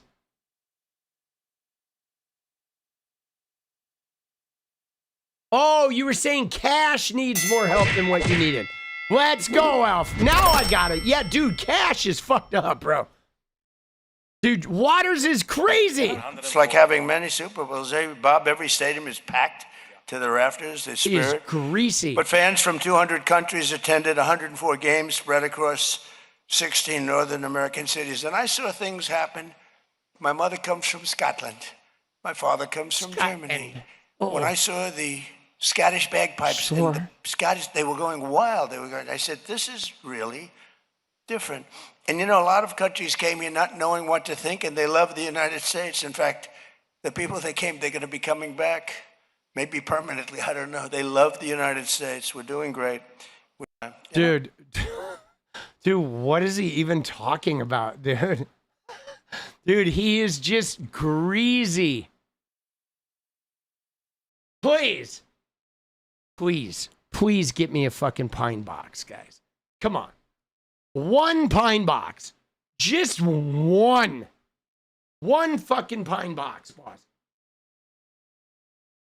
That's all I ask. One pine. One pine. One. Just one, guys. You know how much the world would be better off? Seriously, the world would be so much better off with one box. One box, and it changes the entire fabric of the future. Like everything. The climate, the world's resource supply, like international relations. They come in threes. We are coming in threes. We're gonna move off Trump though now, and we are gonna move ahead to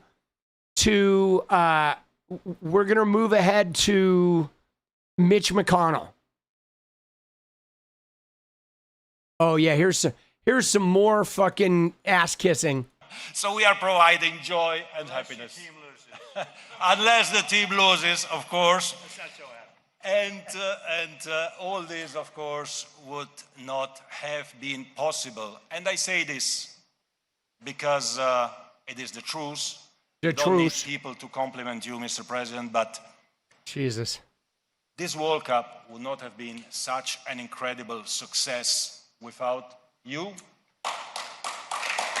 Please. Dude, there's like one guy out there clapping. Dude, that was Natalie Harp. You hear Natalie? She's the big clapper. Without you. Your administration, every single person in the White House, in the administration, in the cities, in the states, everywhere. Dude, look at that diaper, though. Contributed to create this safe and secure and joyful environment to live something that the world has never seen. This has not just been, and is not just the greatest World Cup of all times. It is the greatest human, social, and cultural event that mankind has ever witnessed and seen, and we are all part of it, and for this, I thank you. Dude, why? Why do they do this for this guy? The greatest human, social, and cultural event that mankind has ever witnessed. Like, bro, it was like, it's not even an exciting ending. Nobody is excited about Spain versus Argentina. I don't know. I mean, other than people who are from Spain or from Argentina, nobody's excited about this finish, right? Nobody's excited about it. It's been like, I mean, you know, I'm sure people have been having a great time going to the games, but like the greatest human, social, and cultural event that mankind has ever witnessed, like, yo, dude, what are we even talking about, bro? It's like, come on. There wasn't even a riot. You know what I'm saying? Like, bro, if you have soccer game without a riot, like, that's not even interesting. But the ass kissing, the boot licking, the incredible, like, taint sniffing, give me, like, taint scrubbing and sniffing and, like, you know, tongue in the crack, getting it right up in there. Like, what are they doing with this dude? This guy with his fucking 75-pound neoprene diaper, like fucking, you know, like socket wrenched to his body. There's like sockets, like drilling this fucking diaper to this man's body. Come on. What are we doing? And they all like ass kiss. Like, I have never seen the level of like booty licking that we see with these guys.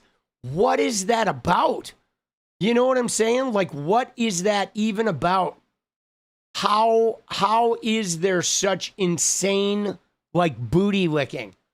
And it's like a constant. Now, I wonder, is he doing this because he knows it like butters him up? Is he going to extract some sort of benefit out of him? I mean, I presume that there's a transactional thing going on, that he blows shit up and, you know, blows smoke up his ass. And then behind closed doors, he's asking Trump for favors. But like, yeah, dude, it is the greatest ass kissing and cultural fucking, you know, humiliation event that I've ever witnessed in mankind, with the people that line up and degrade themselves in order to like heap praise upon this talentless, fucking gutless turd of a man. This guy who is good at nothing. Trump is good at nothing. He can't fuck. He can't start good businesses. He can't run a casino. He's not good at being president. His own wife doesn't fucking talk to him. Like, you know what I'm saying? He can't even take care of himself without smelling like shit, right? He can't even make his face look good because he smears it with like asshole orange bronzer. He can't do his hair without it being a shitty comb over, right? I mean, his face is all stroked out, right? You know? Dude, he is though. All right, I'm going to give him a little credit. He can rock the nuclear grade diaper like nobody's business. Dude, that image. Bro, I am never going to get this image out of my head, boss. The Trump diaper. Yo, man. Right? What are we doing, boss? The Trump diaper. Oh, look at that, dude. Look at Natalie Harp, though. Ivanka Jr. Dude, she puts on like some really nice eyelashes to change the diapers. That is like pretty wild, boss. How long do you think he's got, guys? You think he's got like 6 months? Right? 6 months? 3 months? Like how long does Trump have? I mean, he's rapidly descending. He is He is like rapidly descending.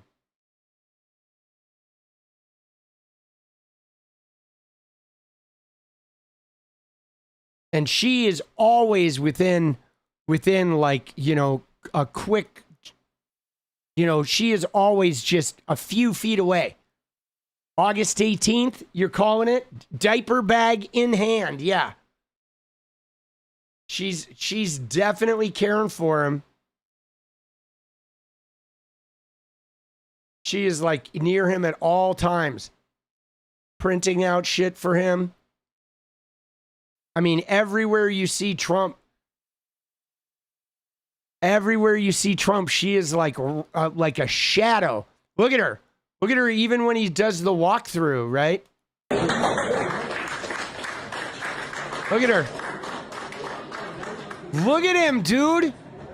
They're clapping for him. Look at him. What a sack of shit. Dude, he's like... Mr. President, there would never be an agreement between Lebanon and Israel. All the Lebanese people thanking him for this big... Dude, there she is, though. Right, look at him, though. She is... I mean, guys, she's probably got a hard job. I can't imagine... Let me just tell you guys, there's no way that emptying this guy's industrial strength diaper, like, that is a job. That is a job, dude. Right? I mean, I'm going to give Natalie Harp some whatever. I'm going to give her some props. Because taking this shit out, this is like emptying, like, a vat of, like, hot French fry grease. Like, if you get any of that on you, like, you're not coming back, dude. You know what I'm saying? That is, if you do a slip and fall while you're carrying that shit, you are like one and done, bro. Dude, Elf said, I genuinely hate the fact that our families definitely have the same genetics, but I guess God knows everything. Let's go, dude. Or maybe not God. Maybe you cracked the code, right? There's always something like how the ball was designed to some very small stuff. But this World Cup in my lifetime was way too extreme and asterisk needed. I did not watch a lot of the World Cup. But, all right, Trumpy. Dude, thank you. Thank you for the Trump diaper. We appreciate it. I don't think he's going to be around long, guys. Okay? I don't think he's going to be around long, but there she is. The many faces of Natalie Harp. You can tell the photos. This one's where she's carrying the diaper in this one. Right? This one, hasn't had to change the diaper. This is Monday morning. She comes in. 8/6/26. Yeah, we'll see, man. Here's when she's been crying. She's been crying over the diaper. Oh, bro. She's unattractive. I don't think she's unattractive. I think she's, you know, she's unattractive by nature of like liking him. But I think she's fine looking. She's got sort of a classic like 1950s look. I'm not really into the butt chins myself. You know what I'm saying? Like, but you know, whatever. I think she's attractive. This guy is so ugly though. Jesus. Guy is the gnarliest human being, boss. She's getting paid well. She is, dude. Dude, I would probably, you know, if they wrote me a fat check, I'd probably get in there and do the diaper duty, boss. Right? Why not? You could subterfuge, right? You could put some shit in it, dude. Some contact, like fucking itching powder or some shit in there, right? Dude, can you imagine him? Fill it up with itching powder? Be like, come here, Trumpy.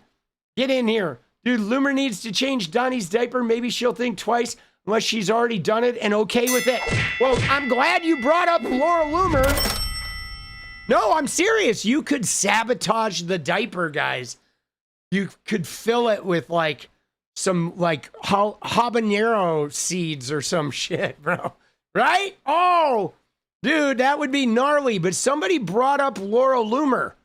Look at this, guys. Laura Loomer. We should talk about Laura Loomer, guys. She had a meltdown today. Okay, look at her. Okay, look at Laura Loomer. She is melting down about. Look at what it says. It says the IRGC wants me dead. Laura Loomer is now like, she's got main character syndrome. Seriously, she is like elevating herself to now she's telling people that Iran is trying to kill her. She is going off into like Erica Kirk land, right? Remember when Erica Kirk's like, I'm getting death threats. It's like, no, you're not. Oh, I'm getting death threats. No, you're not. Nobody wants to kill Erica Kirk. There's not a single person on earth. Nobody on the left even looks at Erica Kirk and thinks she is a threat. The same with Laura Loomer. There's not anyone on planet Earth who thinks this crazy fucking weirdo is a danger to us. I mean, she's like content.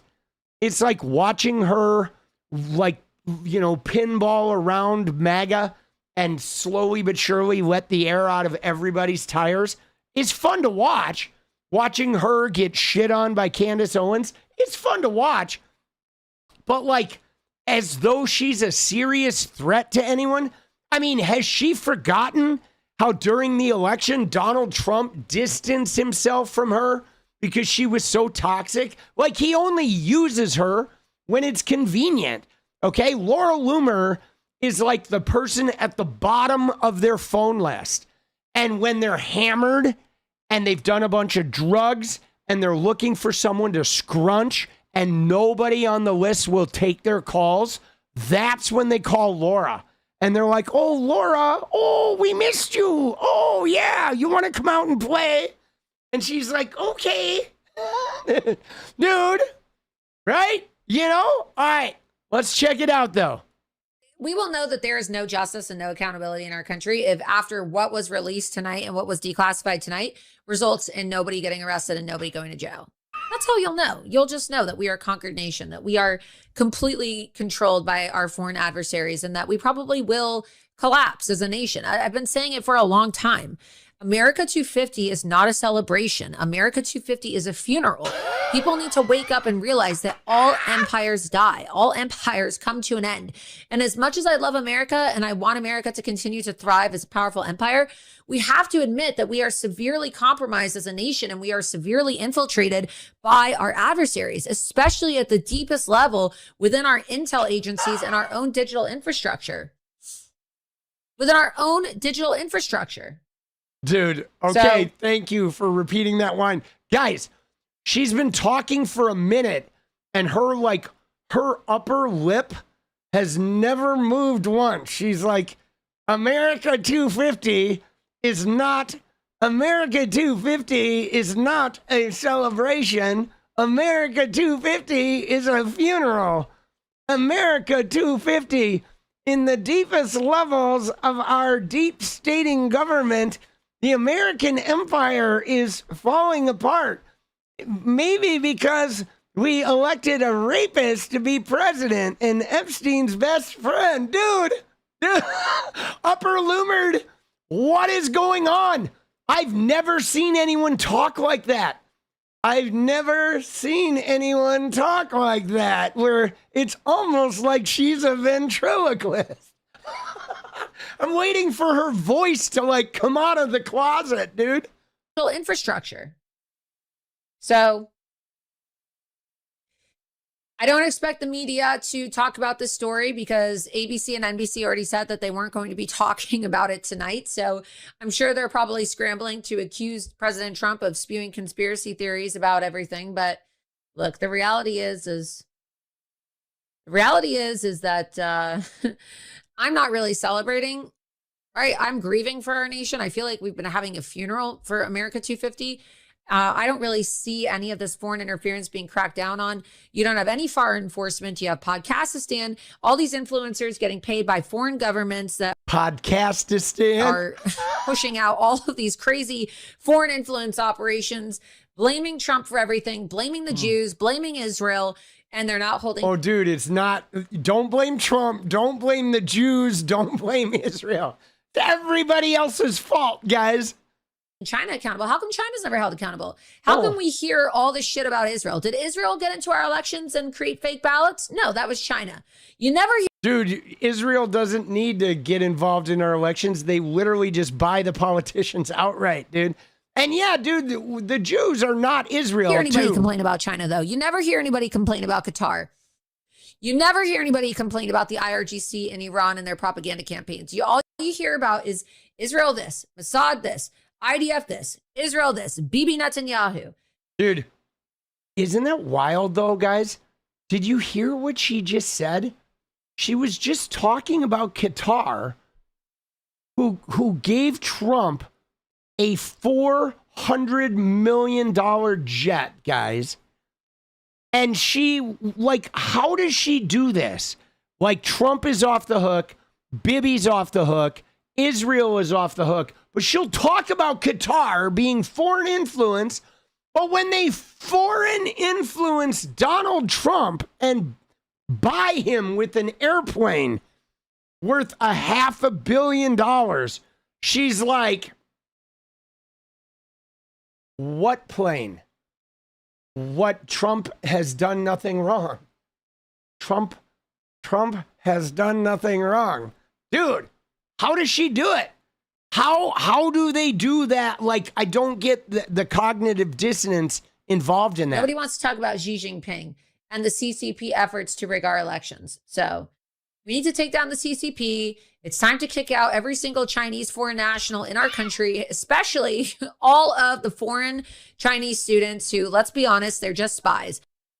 Dude, so all the Chinese students are spies, and wow. Is that crazy or is that crazy, boss? Especially, dude, that is some nut shit. Now, there is some shit going on though today, guys. Okay? I don't know if you saw this, but there is influence. I feel like people are getting paid about shit, and it came up with Haley Stevens too. Okay? Today, because look at this shit. All right? If you look at it was June who posted this. Okay? Look at this shit. We're starting to see Haley Stevens stuff. Okay?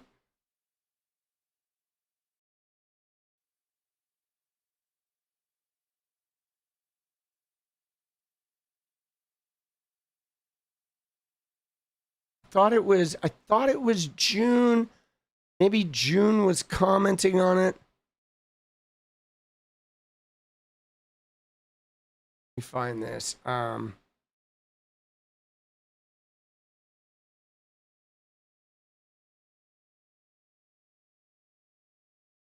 Yeah, you ready? So look at this.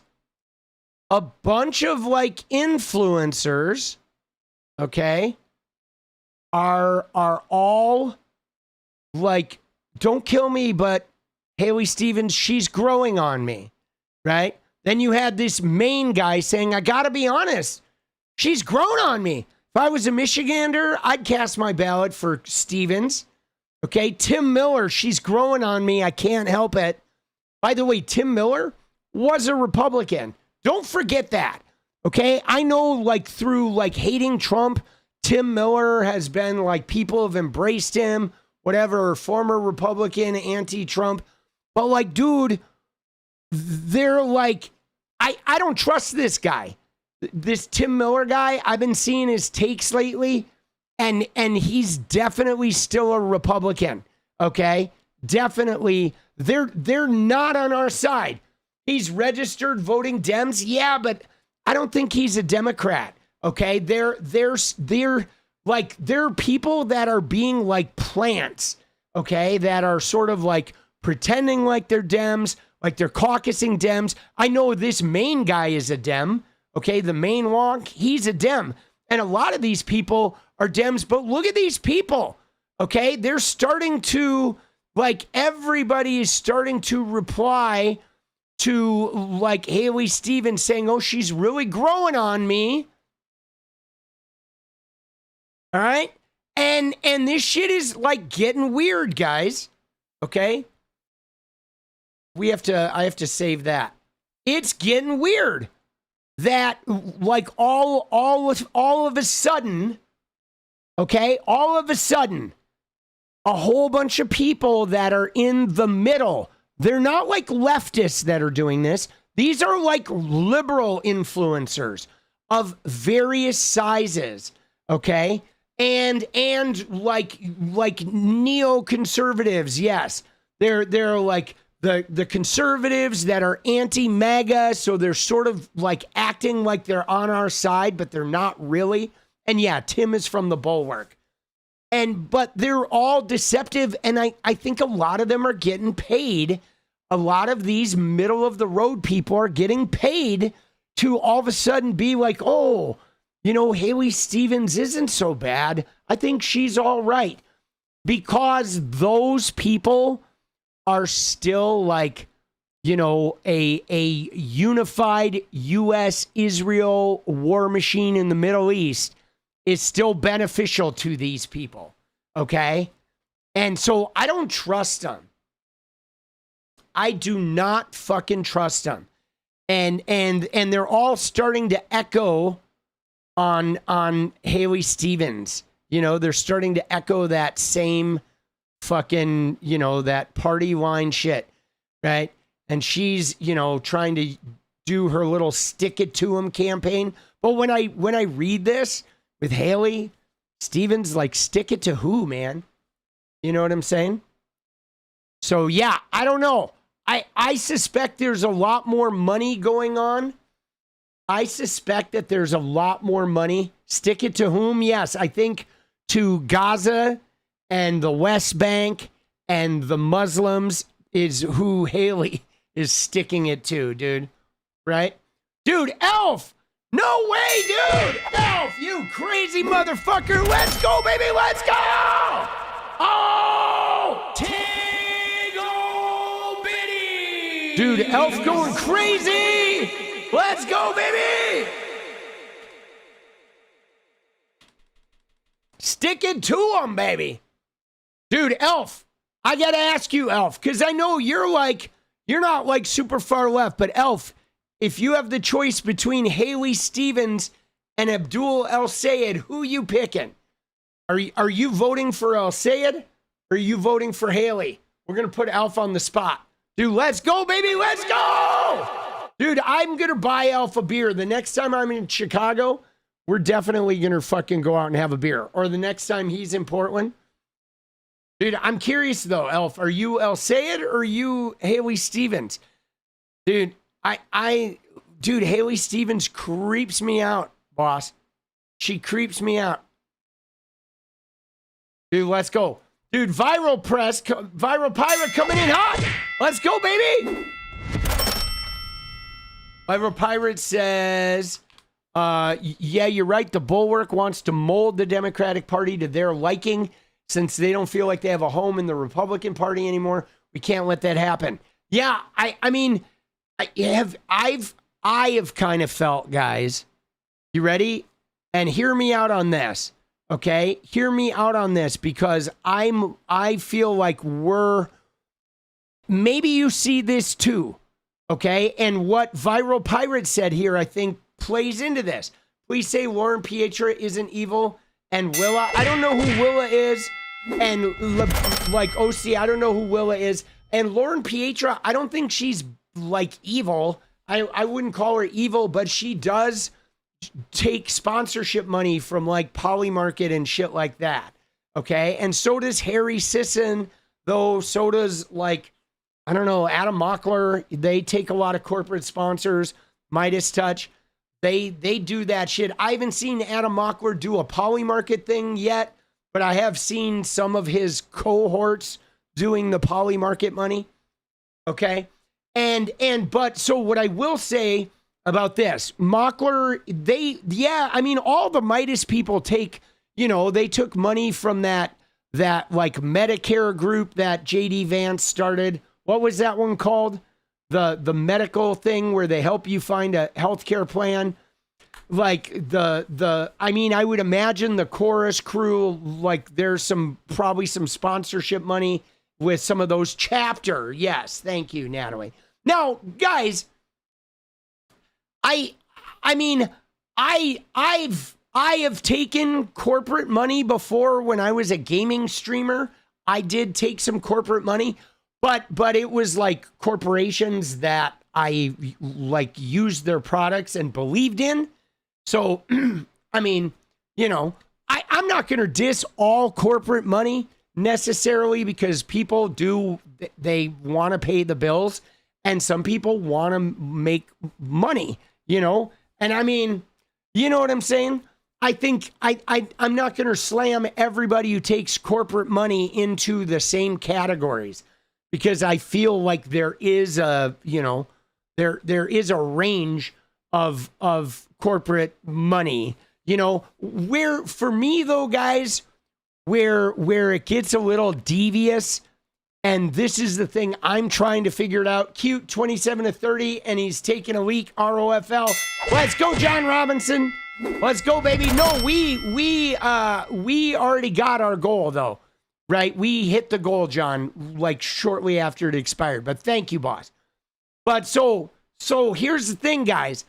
I'm not going to trash everybody who takes money from corporations, but here's where it gets weird for me. Okay.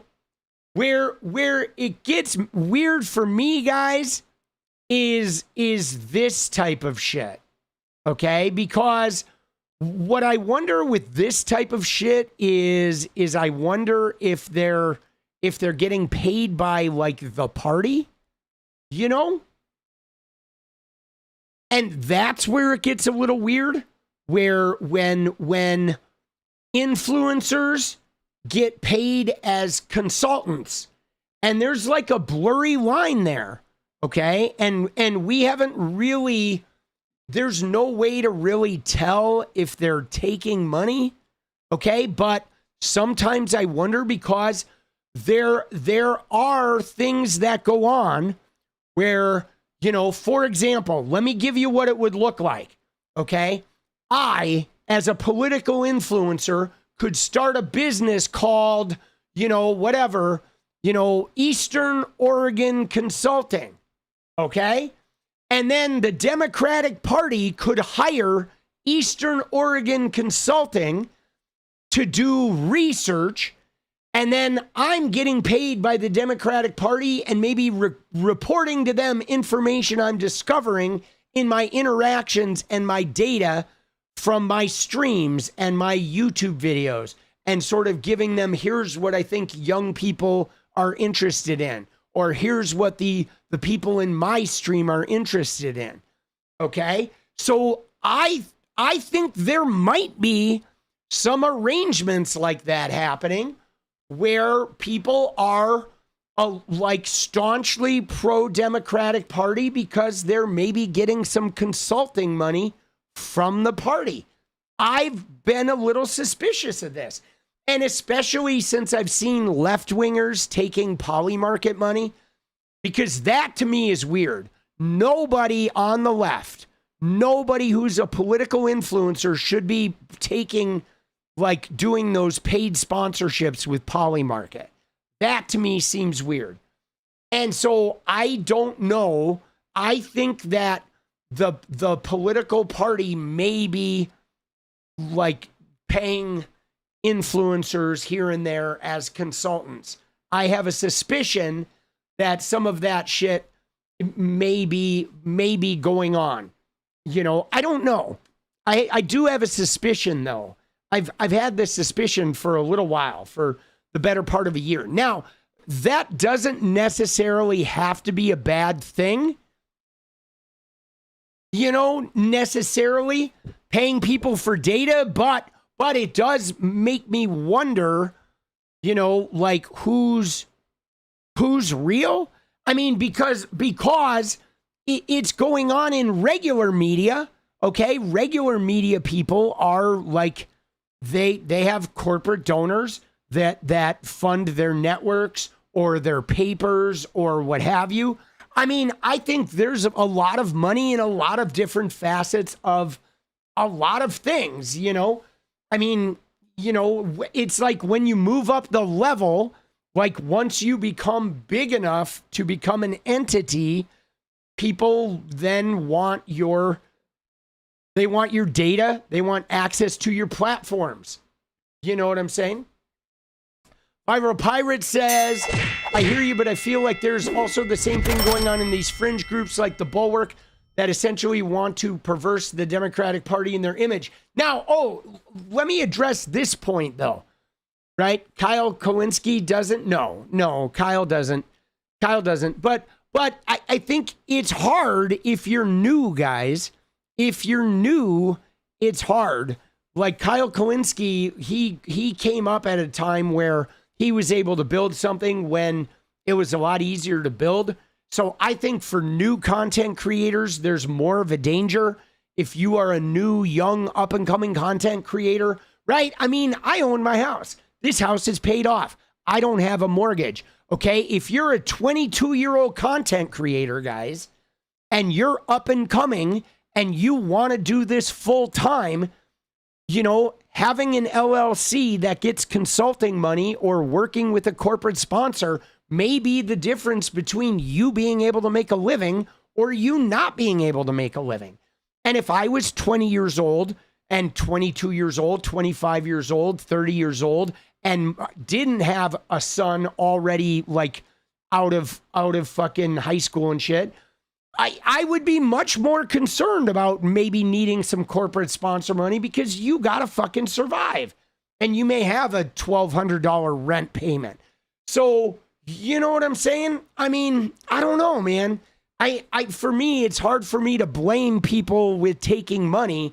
I'm not going to blame people necessarily as I'm going to blame the ecosphere that we live in. That is people hiding money. Like, I would just like more transparency.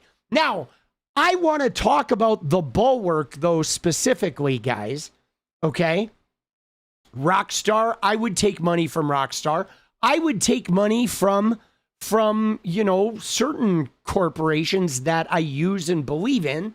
Absolutely. Right? If Rockstar came up and said they want to sponsor me, I would take that sponsorship. But also, Rockstar doesn't really have a stake in politics, okay? I think, if the Democratic Party comes and says, hey, you want to start an LLC, we're going to pay you consulting, then it gets a little hairy, though, because the Democratic Party is involved in politics. And I do still want to have the freedom to be able to critique the Democratic Party, okay? You know what I mean? Now, listen to me, dude. Kyle Kowinski is very above board, okay? But I want to talk about the Bulwark, though, okay? Now, listen to me, guys. The Bulwark is weird. First off, let's address what 𝗙cie says here, where 𝗙cie says, dude, I've been checking out certain creators. I'm convinced there's foreign trolls online that infiltrate the leftist spaces to make the left look like extremists. Yes. That happens, okay? Extremist online behavior, guys, is the oldest trick in the book. They do it with leftists. They do it with LGBTQ, okay? That is absolutely true. There are bot farms that pretend to be trans people and then go out and say really insane shit under your replies. I block them sometimes. They will follow me and they'll try to goad me into like agreeing with really insane shit. Okay? That happens. They do that with LGBTQ. They do that with leftists. I mean, I would imagine, right? I think there's a lot of that type of extremism, that fake botted shit to sort of make the left be extremists. Now, guys, I want to tie this into the bulwark, guys, okay? And this is about the bulwark, and this is about some of that mainstream 𝗙𝗪𝗏𝗂𝗎 part of the Democratic Party. I believe that they're trying to pull off a party shift right now, okay, where because MAGA is so extreme, I think the bulwark and some of these centrist Dems and people like Joe Walsh and you know, maybe the moneyed part of the Democratic Party, I believe that there is something in motion to try to make the Democratic Party be this sort of like liberal, conservative conglomeration where they're saying, hey guys, MAGA is so extreme and the leftists are communists. So why don't you, like regular GOPers, come and hang out with us liberals, and we're going to support Israel, and we're going to, like, you know, be like pro human rights, but we're not going to really talk about it. We're not going to shove it down your throat, and we'll unite and be like, you know, this sort of like conservative liberal party. Okay. I mean, do you get that vibe? I get that vibe that there's an attempt to make this conservative liberal party. Like, I was starting to feel weird when I was seeing like 𝗙𝗪𝗏𝗂𝗎𝗓 get elevated as like, right, that promise to America type people. Okay, they're trying to make the Democratic Party be home for conservatives that don't like MAGA instead of being home for leftists who want to actually enact change, because the conservatives won't change the capitalist structure. Yeah, I don't like that shit, guys. I don't. I feel like that is where it's getting a little weird to me. That like having the Democratic Party be more home to conservatives than it is home to leftists. Okay? I think for me, the Democratic Party was always supposed to be continually moving left. Okay? And I am really seeing a part, and it's kind of that Zionist bit, because the leftists are anti-Zionists, okay? But the conservatives are still like, go Israel, let's have American like dominance in the Middle East. And so there is a space where you can have a pro-Israel liberal conservative party that's not extreme MAGA and not socialism. And I think that they're trying to like test the waters of that type of creation. And I've seen it in my fights with this Fred Gutenberg guy, okay? Because this guy, look at this. I've been ratioing Fred Gutenberg regularly. His daughter died in Parkland, okay? Marjorie Stoneman Douglas. Fred Gutenberg's daughter, Jamie, died, and he became an anti-gun advocate, along with like Shannon Watts. She did this after Newtown, Connecticut, after Sandy Hook. And they were like the anti-gun people that became part of the Democratic Party. But they're very much about like, we got to keep our Israeli war machine in the Middle East, because they're really like anti-Muslim, okay? And so Fred Gutenberg, by the way, let me find the tweet here.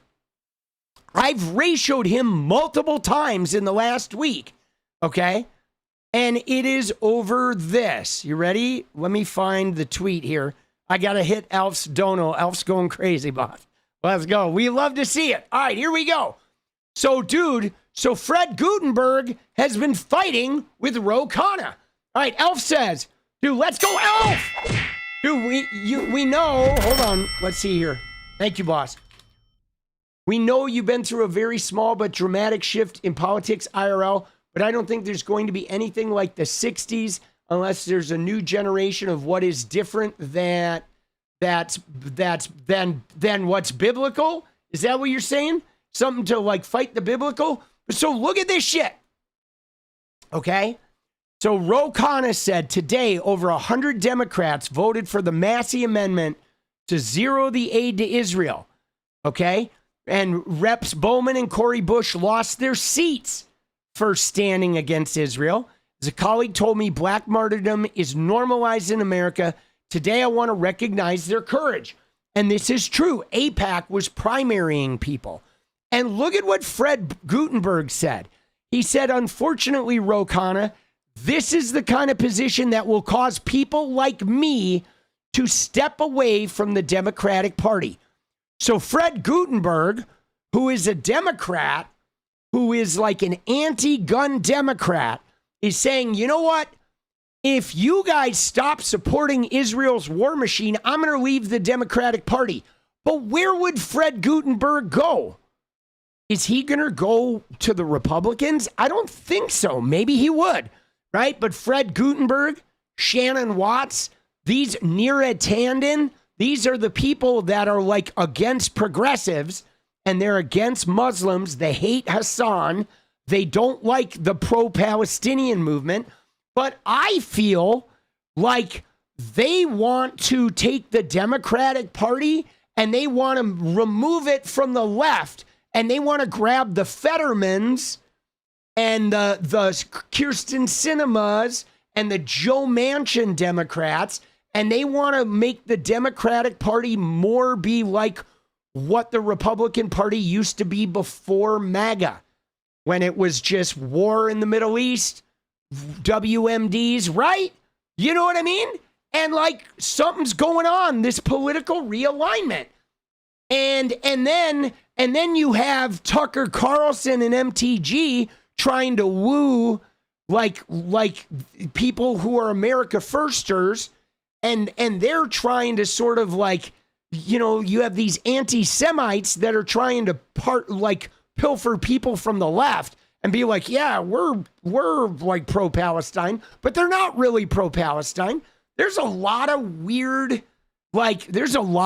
shifts taking place, because like if the Fred Gutenbergs and the Neera Tandens and shit, if they step away from the Democratic Party, where would they go? Right? You know, and you have people like Tim, right? You had people like Tim fucking, you know, like Tim from the Bulwark, Tim Miller, you know, kind of hanging out with Democrats. But Tim Miller is not a Democrat, guys. He is still a Republican. Okay, he voted for Kamala Harris, but he is a Republican. Okay, so I don't know. It's just getting a little weird, guys. It's getting a little weird to me. Hassan bashes the left and liberals constantly. I know he does. But the liberals bash leftists constantly. So like, you know what I'm saying? I mean, you can hate Hassan for bashing the liberals constantly, but like the liberals bash everybody on the left. Dude, they're bashing people they bash the DSA, they bash the people on the left, they bash people who don't support Israel. You know what I mean? So like, and they don't bash like Liz Cheney and shit. So there's like, you know, I mean, you know, maybe like, you know, who are you going to blame more? The difference is when I look at somebody like Hassan, who's bashing the Democrats, and I look at the Democrats who are bashing everyone on the left, I look at, well, who has the better platform? Okay, because the thing about it is I don't like the Democrats' platform right now.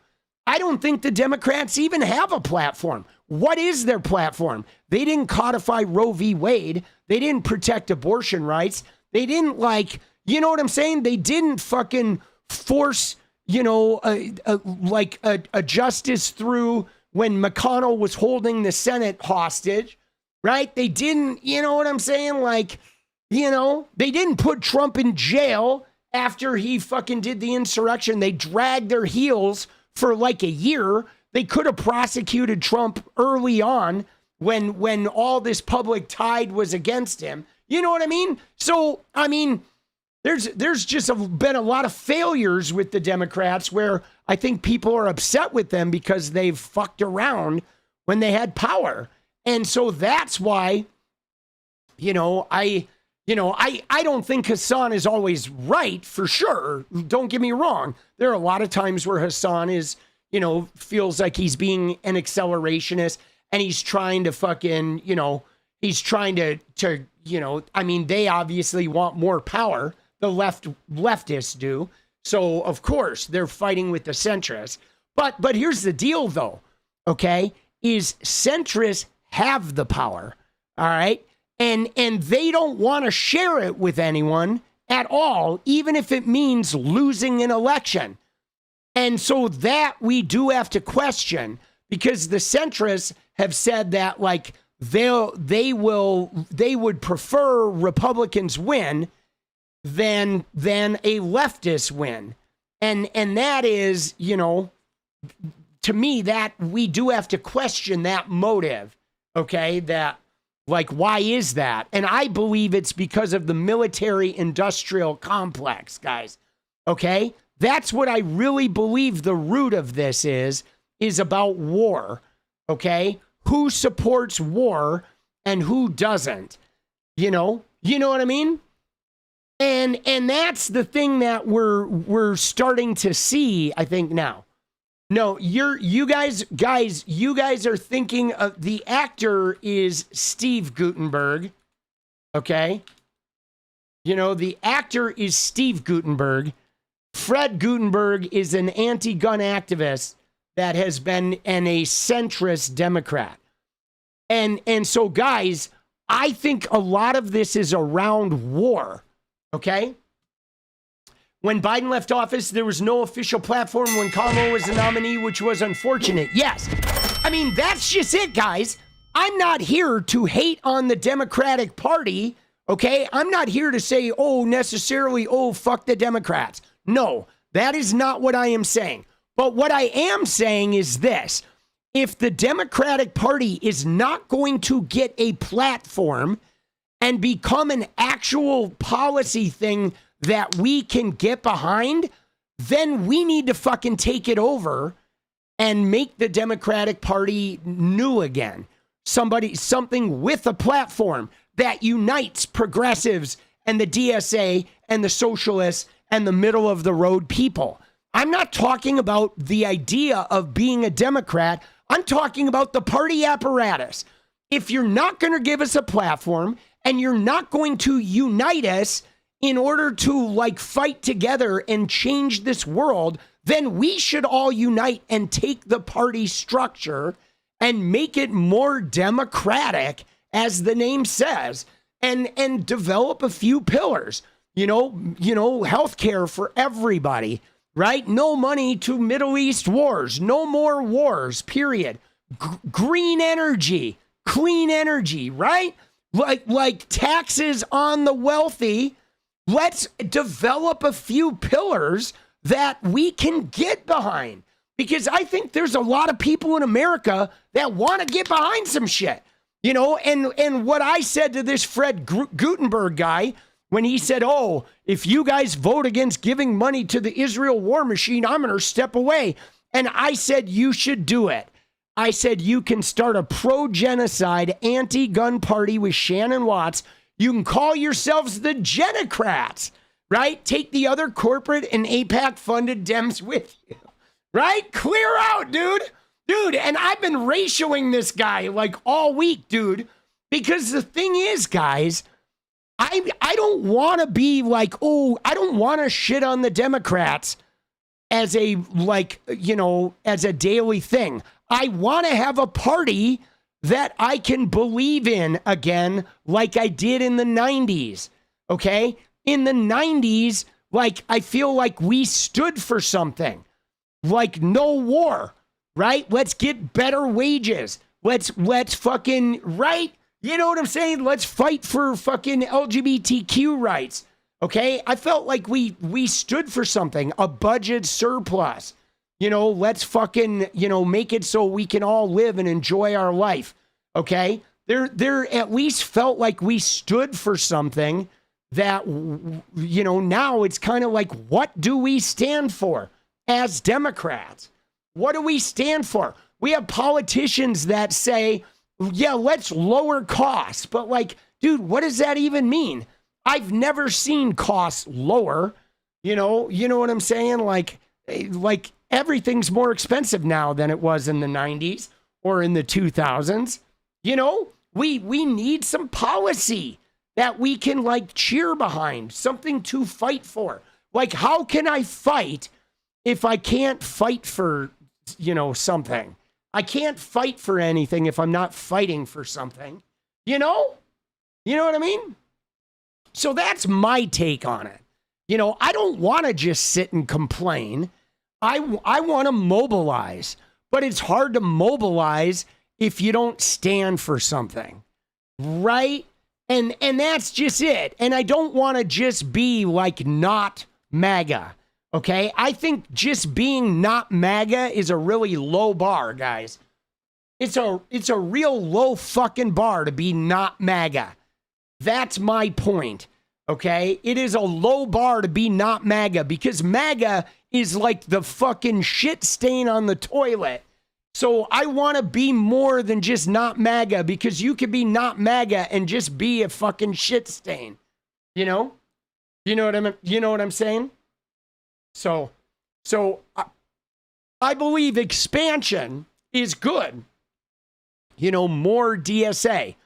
I think more socialists, more, right? We should have more of everybody. Like, I don't mind having some conservative members of the party as long as we are also open to the DSA and the socialists and the far lefties too. I think a stew of all of that would be beneficial, you know?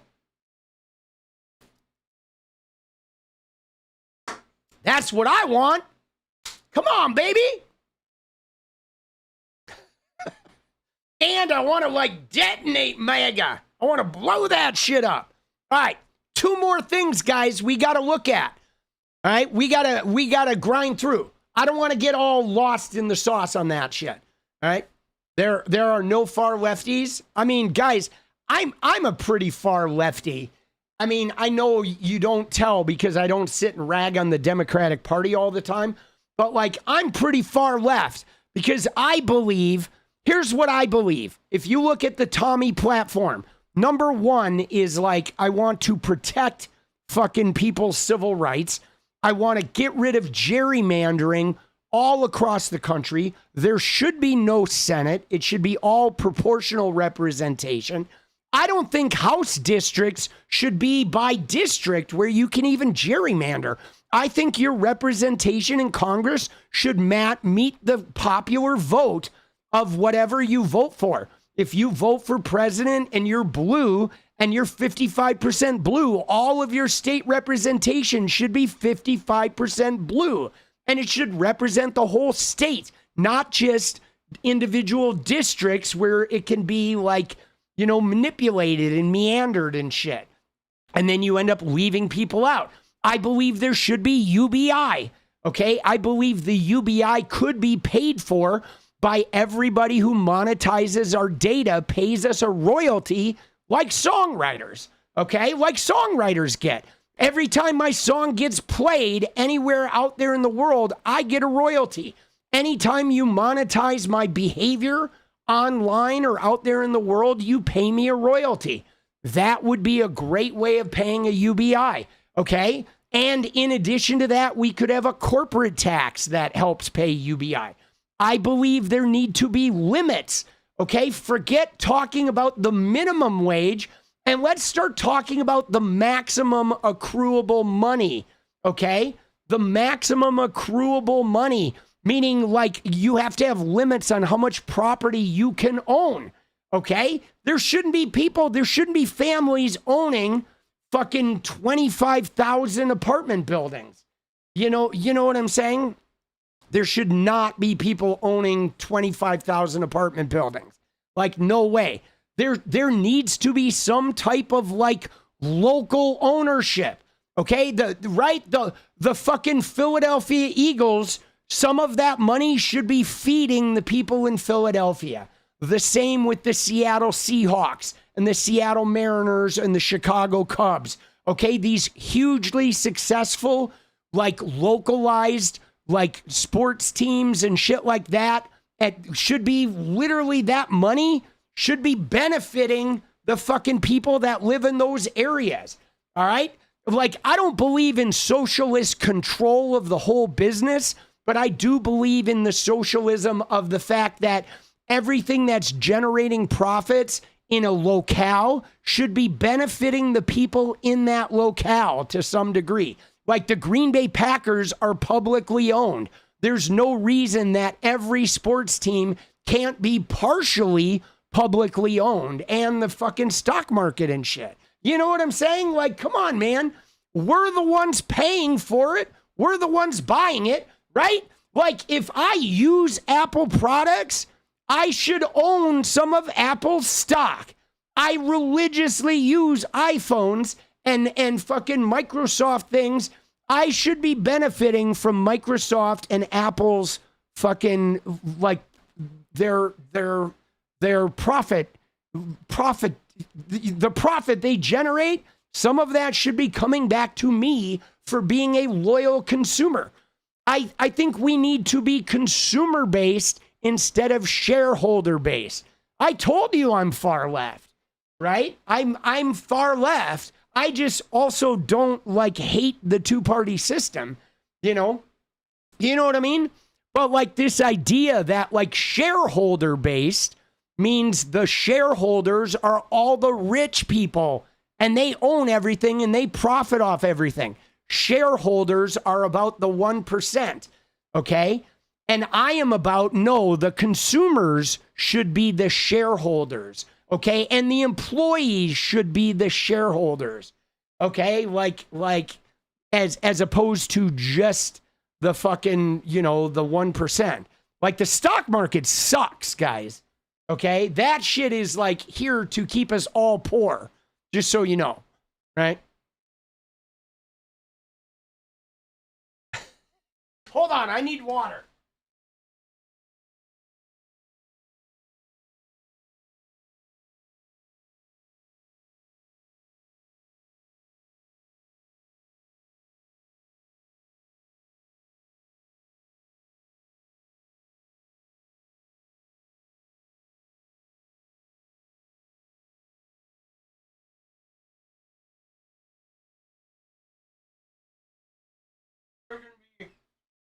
On all day at the lab.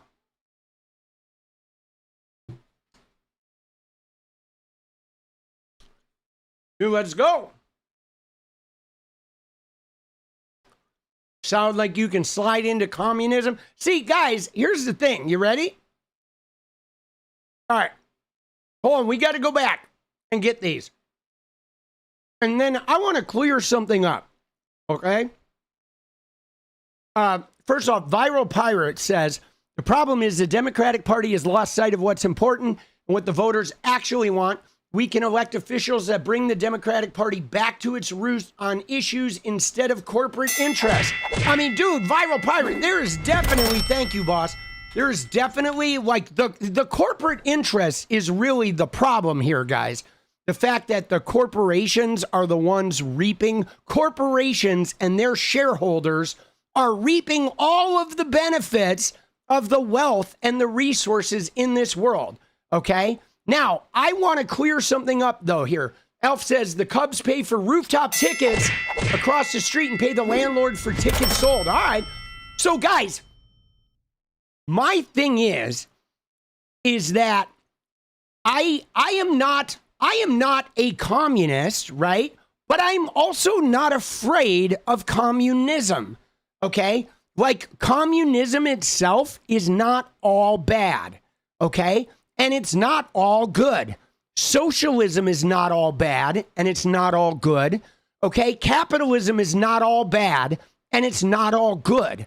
The idea is we should be taking elements of communism, elements of socialism, elements of capitalism, elements of brand new shit that we call humanism, or whatever the fuck it is, And we should be trying them, okay? We should be throwing shit at the wall and exploring the ways of like distributing wealth to just see what happens.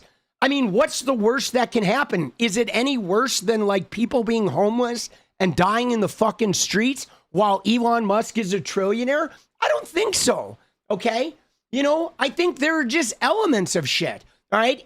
Like, even when you look at it, it can be ideological stuff, right? Like the core tenet of communism is the idea of cooperative participation, all right? And now what capitalists will say, well, if there's cooperative participation, lazy people will collect shit for doing nothing. But there are ways of like creating, you know, there are ways of creating distribution networks within the concentration of the co-op, right? Like you can reward, the idea, guys, is to reward labor instead of rewarding capital, okay? That's the problem, okay? Because the problem is when you reward capital, okay, if you can make money by doing nothing, you will, because you're just rewarding the acquisition of capital.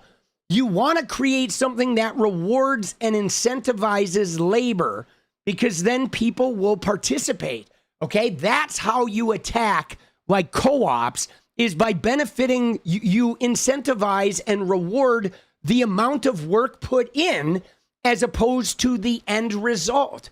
Okay, this is how you do it. It's like a shift. You know what I mean? It's like a shift. Like the thing is capitalism rewards anything that makes money, even if it's killing the people, right? Like the reason why drugs are rampant is not because of like social ills. It's because drugs make money. Okay, that's why there are drug addiction everywhere, is because drugs make money. And in capitalism, everything that makes money is going to be fully invested in, whether it's drugs or war or people dying of disease. If it makes money, it's going to be rewarded. Okay. And so you got to have some real guardrails around that shit. And you have to have some things that are not allowed to make money. Okay. Healthcare needs to be a non-profit endeavor. Okay. Because profiting off healthcare is going to incentivize people dying or people being tethered to medical treatment. Right. So there's just things like that, you know, where you got to be sensible about like the long-term effects of this shit and not just the profit margin, right? And that's where I think pulling ideas from communism and socialism can be really helpful, guys. You know what I'm saying? Can be really, really helpful. It's like, but we label it, oh, communism bad, so we're going to throw everything out. You know what I mean? And I mean, it's not like that, all right? Nothing is all bad and nothing is all good, okay? The problem is the capitalists don't want to lower the value of capital because then they're not going to have all the power. You know, that's where it gets sort of complicated. And war right now is the number one moneymaker, guys. War is big business for the people that are invested in those companies, you know? And it's a business that feeds other business, guys. Like, you don't even realize. If you look at the iPhone, you may not realize, but do you know that most of the shit in this iPhone was generated by public funding through military shit? It is like the military is like the number one. They're always searching for better ways to kill and dominate and control. And so they institute most of our technological advances come from the murder machine, dude. It sucks. It sucks. It's like war is like the basis of all of our R&D for the most part, you know? And I think we should change that shit. You know, we could evolve that. But all right, Anyway, we could philosophically talk for a lot, but dude, we got to look at Mitch McConnell. Okay, I got to cover Mitch McConnell real quick because this is important news, guys. All right, dude, let's go. So, dude, look at this, bro. Let's go. All right. Dude, this is crazy. Guys, I think he's dead. Okay, but look at this shit. Okay, so this guy says, Grok, is Mitch McConnell dead? And Grok says, no, he's not dead. Okay, and Grok is basically issuing the company line across Mitch McConnell's little proof of life photo. All right, now you have other people on the Republican specter or people in the general, like, non-chaos sector that all think Mitch McConnell is alive because of this photo with the newspaper. Now, a lot of us wonder about Mitch, okay?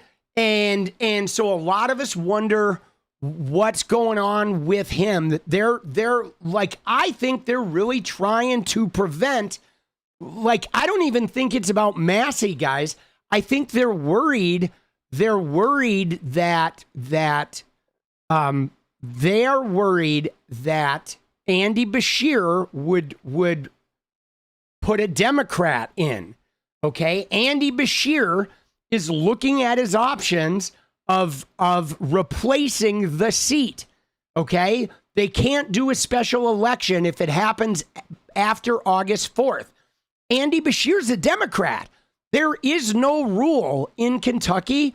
If a senator dies, the governor can replace him with somebody from any party. Okay, so if Mitch McConnell died and Beshear replaced him, he could put a Democratic senator in there until January, which would completely fuck the Republicans. It would completely fuck the Republicans. I mean, and he's exploring this. So now there's this fight about it because their special election requires like 56 days or something. So if this happens after August 4th, they can't even do a special election. But I think Andy Beshear is like, well, even if I can't do a special election, I think maybe I can appoint someone. And there is some historical precedence of the governor appointing someone in the senator's absence. So there's a lot going on here that they're like fighting about. But look at this, though, dude. You ready? This is crazy, guys. We're about to travel into pure crazy fucking world. Okay? All right. So McConnell's home state governor reveals health bombshell. So McConnell goes down June 14th. He disappears. Rumors start. We think he's dead. Beshear goes out and says, man, I need proof of life. All of a sudden, they show us this photo that looks very AI. They concoct some story that Mitch is recovering. This little 10-paragraph letter that we know glitched out Mitch. Did not write. Okay? Right? The EMS call was like a cardiac event. We saw the footage. Mitch wasn't moving. But they're like, no, Mitch is alive. He's in a rehab facility. But now, guys, I feel like there's probable cause to investigate this. Because look what we found out today. Okay? Beshear fucking... Well, to me, this is pretty easy. Most everybody who's subscribed to your Substack, if they were in the hospital for a month, they'd have to call their boss. They'd have to explain what's going on, how they're feeling, what their prognosis is, and when they could get back to work, and if they had the capacity to get back to work. Well, Mitch McConnell's boss are the people of Kentucky. There are constituents which deserve honesty and transparency. It had been a month before anything had been put out, not even an official statement from Senator McConnell. In fact, I'd gotten 2 calls from different agencies, not state agencies, suggesting he'd passed. So this rampant speculation that was out there, it needed to end. People deserve to know what was going on. Now we've gotten a little bit. So did you hear that? Did you hear that? Beshear has gotten notified from non-state agencies saying that Mitch was gone. Okay? So Beshear has gotten information that Mitch McConnell has passed. And they're not state agencies. It wasn't like a state reporting, but they were outside agencies that have said that McConnell is gone. Okay? And so he's receiving calls that are saying, yeah, Mitch is dead. And then the proof of life shows up saying, no, Mitch isn't dead, but he's still not out there. And you remember when they asked Scott Jennings, right, who said, oh, I spoke to him for 20 minutes. And they said, oh, well, could you have him call into our show? And Scott Jennings launched into a story. Oh, Mitch used to, back when I was at the ballpark, Mitch used to support me. So just hearing from him just filled my nuts with the swelling of like gentle verisimilitude, because I was like, oh, Mitch just, oh, my nuts feel rosy when he calls. Oh, he loves me so much. Right? And she's like, yo, I didn't want to hear an old Yeller story about Mitch supporting you. I just wanted to know if that motherfucker will call in, because we all think he's pushing up daisies and everybody here thinks you're lying, right? Everyone thinks he's lying. Even CNN had to issue a statement saying we don't, like, Scott Jennings is on his own with this, because even CNN thinks he's dead and they think it's going to come out, dude. Unless I get something from a corner, I don't care. Let's go. Dude, Elf is quarterbacking, dude. We're crazy. I want to make sure I didn't miss anybody. Nope. All right, we're good. Let's go. Dude. So yeah, this is getting crazy. Okay? He said he received 2 calls from agencies that led him to believe that McConnell was no longer alive. All right? And now, guys, remember, with the story that they concocted with this photo, they said, yo, no, Mitch suffered a fall. He wasn't hurt. He checked out by a doctor. He got some pneumonia, and now he's in a rehab place. But guys, if that were true, why did they not release a statement until, like, Andy Beshear is, like, going on national television saying, you know, I think I'm just going to start making a move here, right? There's no reason. Everybody's been asking, where's Mitch? Everybody's been asking. And yes, I believe Beshear knows that he is in fact dead. And it's just a matter now of how do we unearth this? I am pretty sure that he's dead, guys. I am. Because that lack of statement, like no issued statement, and they didn't, you notice, they didn't even, like, the footage kind of got, like, squashed for several weeks. It was several weeks before we even started seeing the footage of the, you know, the ambulance and shit like that. Okay? There's been a lot of subterfuge here around this, right? And Beshear said those calls came before they posted the proof of life photo. All right. And then here we go. We have Elaine Chao seen exiting the DC area rehab facility where he remains. So apparently she's seen exiting this rehab facility, and, you know, whatever. She's wearing a mask, which I think is more about not wanting to be recognized than anything. But here's the deal. At this point, guys, I feel like Beshear has probable cause to go in and see, because maybe Mitch is alive, but he's on a ventilator. Maybe he's brain dead. Maybe he's, like, just, you know, breathing on a machine at this point and is completely non-functional and should be removed from the Senate. You know what I'm saying? Like, the idea here, though, is he's not coming back to office. That's what I think we all know, that whatever's going on with this man, he is not going back to the Senate. And everybody in his office and his inner circle knows this, and they're just trying to ride out this deadline, okay? I feel like he's dead. The way they've been behaving, the way they've avoided this, like, I think he's no longer with us, you know? And it says McConnell's staff has declined to provide details about the rehab facility or its specialties. Now, this is crazy, though, because what's going on here? Okay, if the McConnell staff is not providing details about the facility, right? And then she's leaving the facility, though, like how are they getting this picture? Do they know the facility? Why is she wearing a fucking trench coat?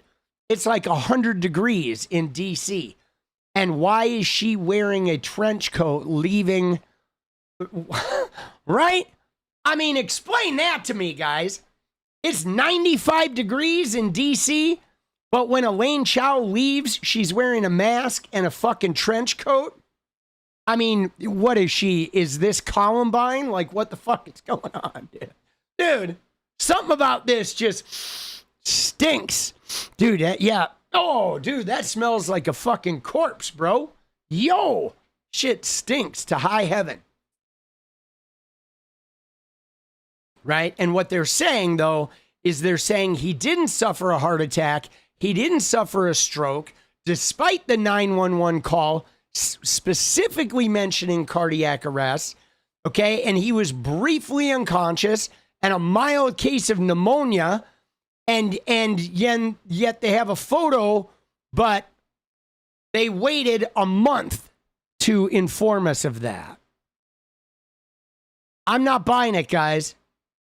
Right? And even some of these other guys like Ron Johnson. We're wishing her well in this new role for the next 6 months. You know, Senator Graham's sudden death and also Senator McConnell's health mystery are leading to renewed calls for more transparency from Congress.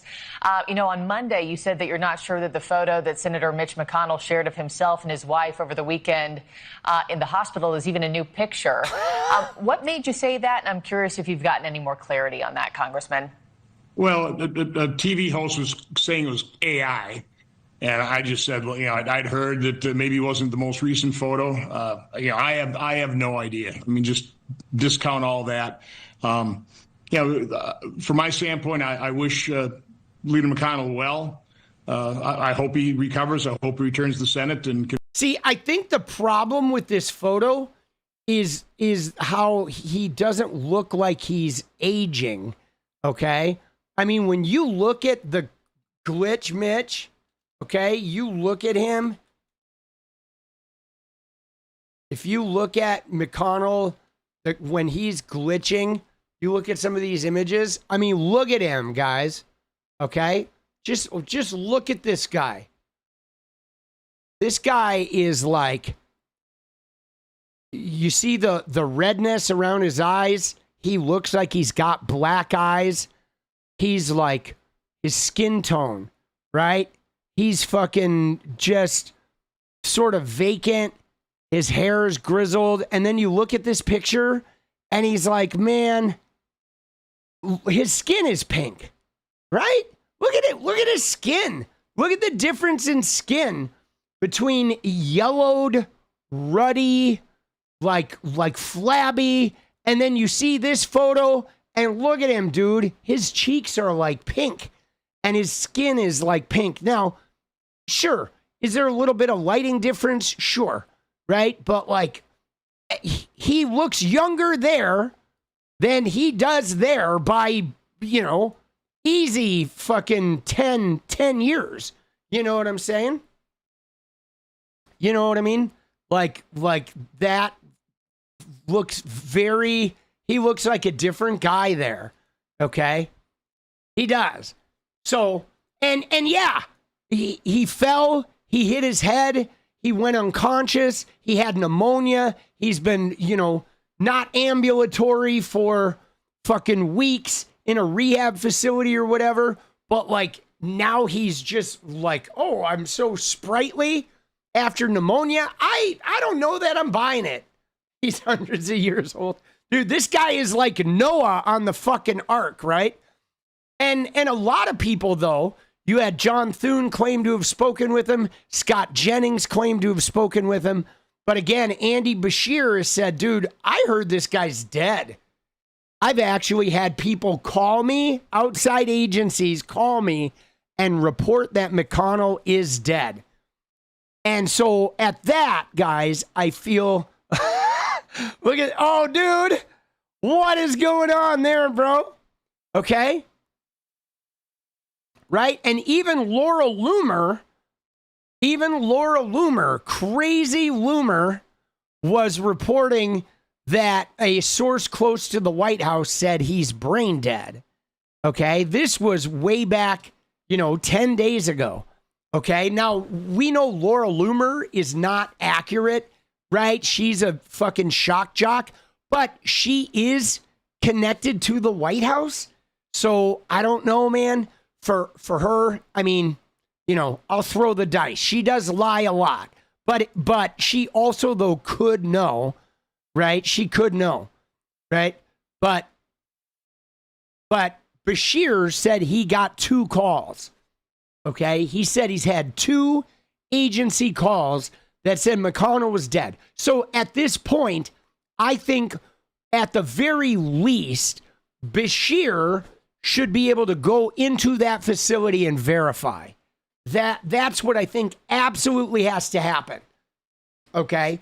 Andy Beshear and a fucking with a phone needs to go into that facility and do an actual proof of life visit, right? A wellness check on Mitch McConnell to verify for the constituents of Kentucky that he is still fucking alive, man. You know what I'm saying?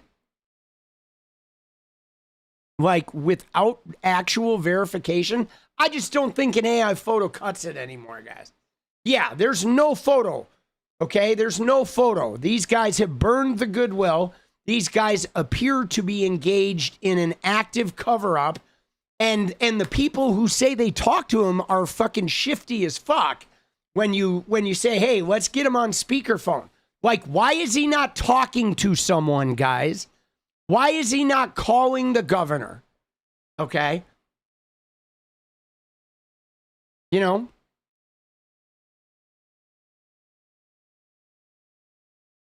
Because he can't. I know why.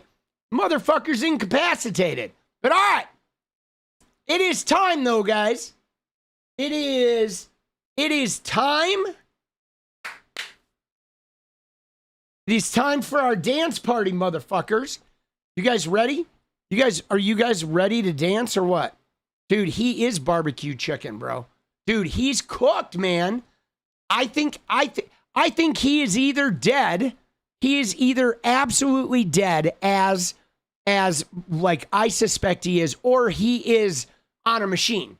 He is like completely brain dead, incapacitated. But I don't understand, dude. Mitch is dead until he calls with Kermit. Yeah, dude. I don't understand, dude. He could be in the burn bag. I don't understand how he can disappear though with no accountability to the governor or the state or the constituents or whatever. Right? He's on permaglitch. Yeah. Dude, I mean, come on, man. We know he's zonked. All right, you ready? Let's go. Let's get it. Let's get her done, dude. It is dance time. I'm going to go hang out with my lady for a little bit, and then I'm going to make some videos. I'm going to eat some food. Maybe I'll get some Taco Bell tonight. I might have to hit up the TB.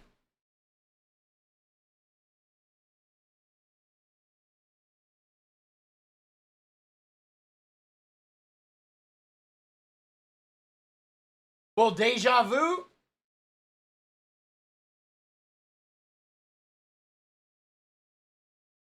Don't do it? Dude, I love Taco Bell.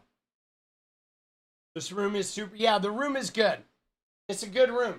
Remember, guys, tomorrow is Saturday, which means I will be streaming at 3:30-ish p.m. I will be streaming some Fortnite over on Twitch. Somebody had asked about Twitch. And no, I have to change my little thing. The Twitch is at Acting Like Tommy because I had switched it to Political Punk, but then I talked to my old Twitch rep and I got the acting like Tommy name back since I was pretty famous as acting like Tommy. I wanted to get my original name back. So I have to change my little thing. There is no longer a political punk Twitch because I did get my old acting like Tommy name back. All right. Yeah, the setup is good, guys. Dude, I've been through a lot in this place. Dude, you risk butthole COVID? Nah, I'm not going to get butthole COVID, guys. I'm not worried about that. Dude, I believe in the bell, baby. Fear nothing. Let's go. Let's go, baby. You ready?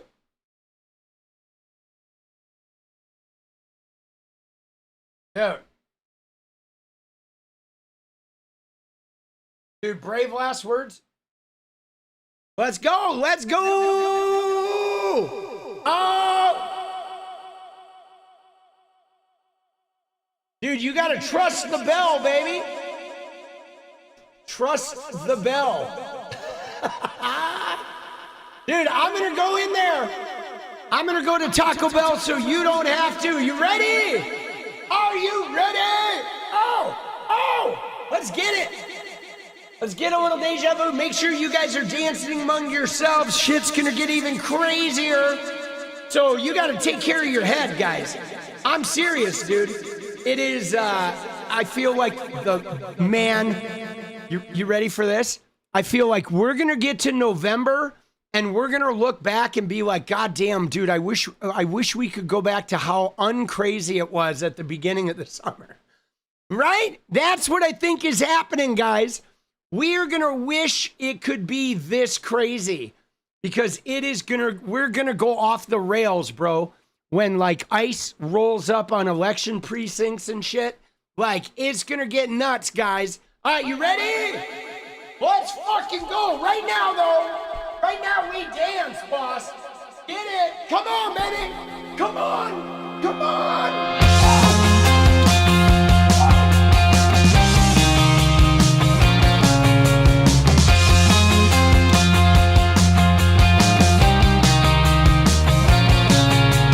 Got a lot of choices.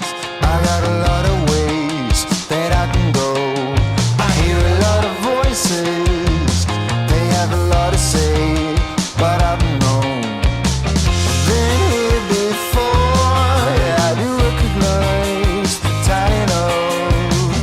There's marble floor, and I don't need my eyes to see what lies behind that wooden door. A little deja vu, I'm gonna get it right. A little time with you, and I can see it like things will turn out okay. Everything lately, I'm feeling so familiar. Coming on greatly, this feeling like a million. I've been here before, yeah, I do recognize the title. This marble floor, and I don't need my eyes to see what lies behind that wooden door. A little deja vu, I'm gonna get it right. A little time with you, and I can see it like. A little deja vu, I'm gonna get it right. A little time with you, and I can see it like things will turn out okay. I'm coming up slowly. This feeling that I have now, almost a bit holy. Notion that I will make it out somehow. A little deja vu, I'm gonna get it right. A little time with you, and I can see it like. A little deja vu, I'm gonna get it right.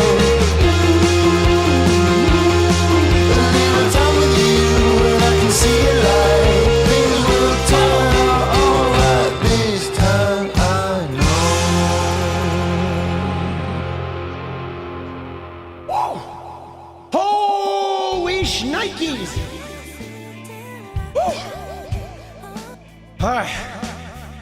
Dude, I'm out of breath, bro.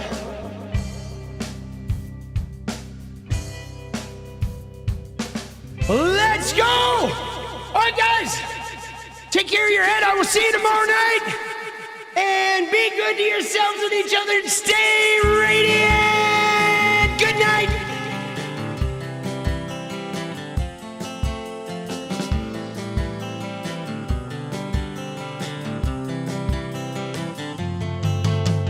Hey, I just want to change the world. I just want the perfect girl. I don't want to hang around. I'd rather be found. It gets better. I wonder my pleasure together.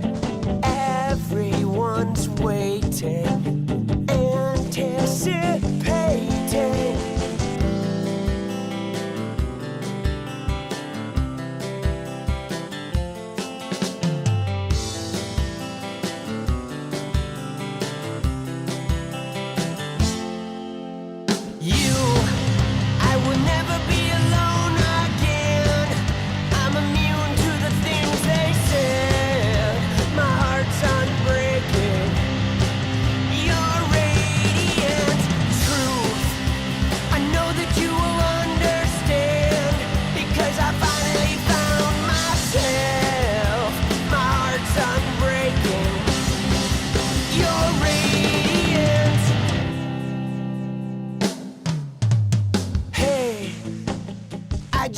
Change the world, but I'm not gonna wait my turn.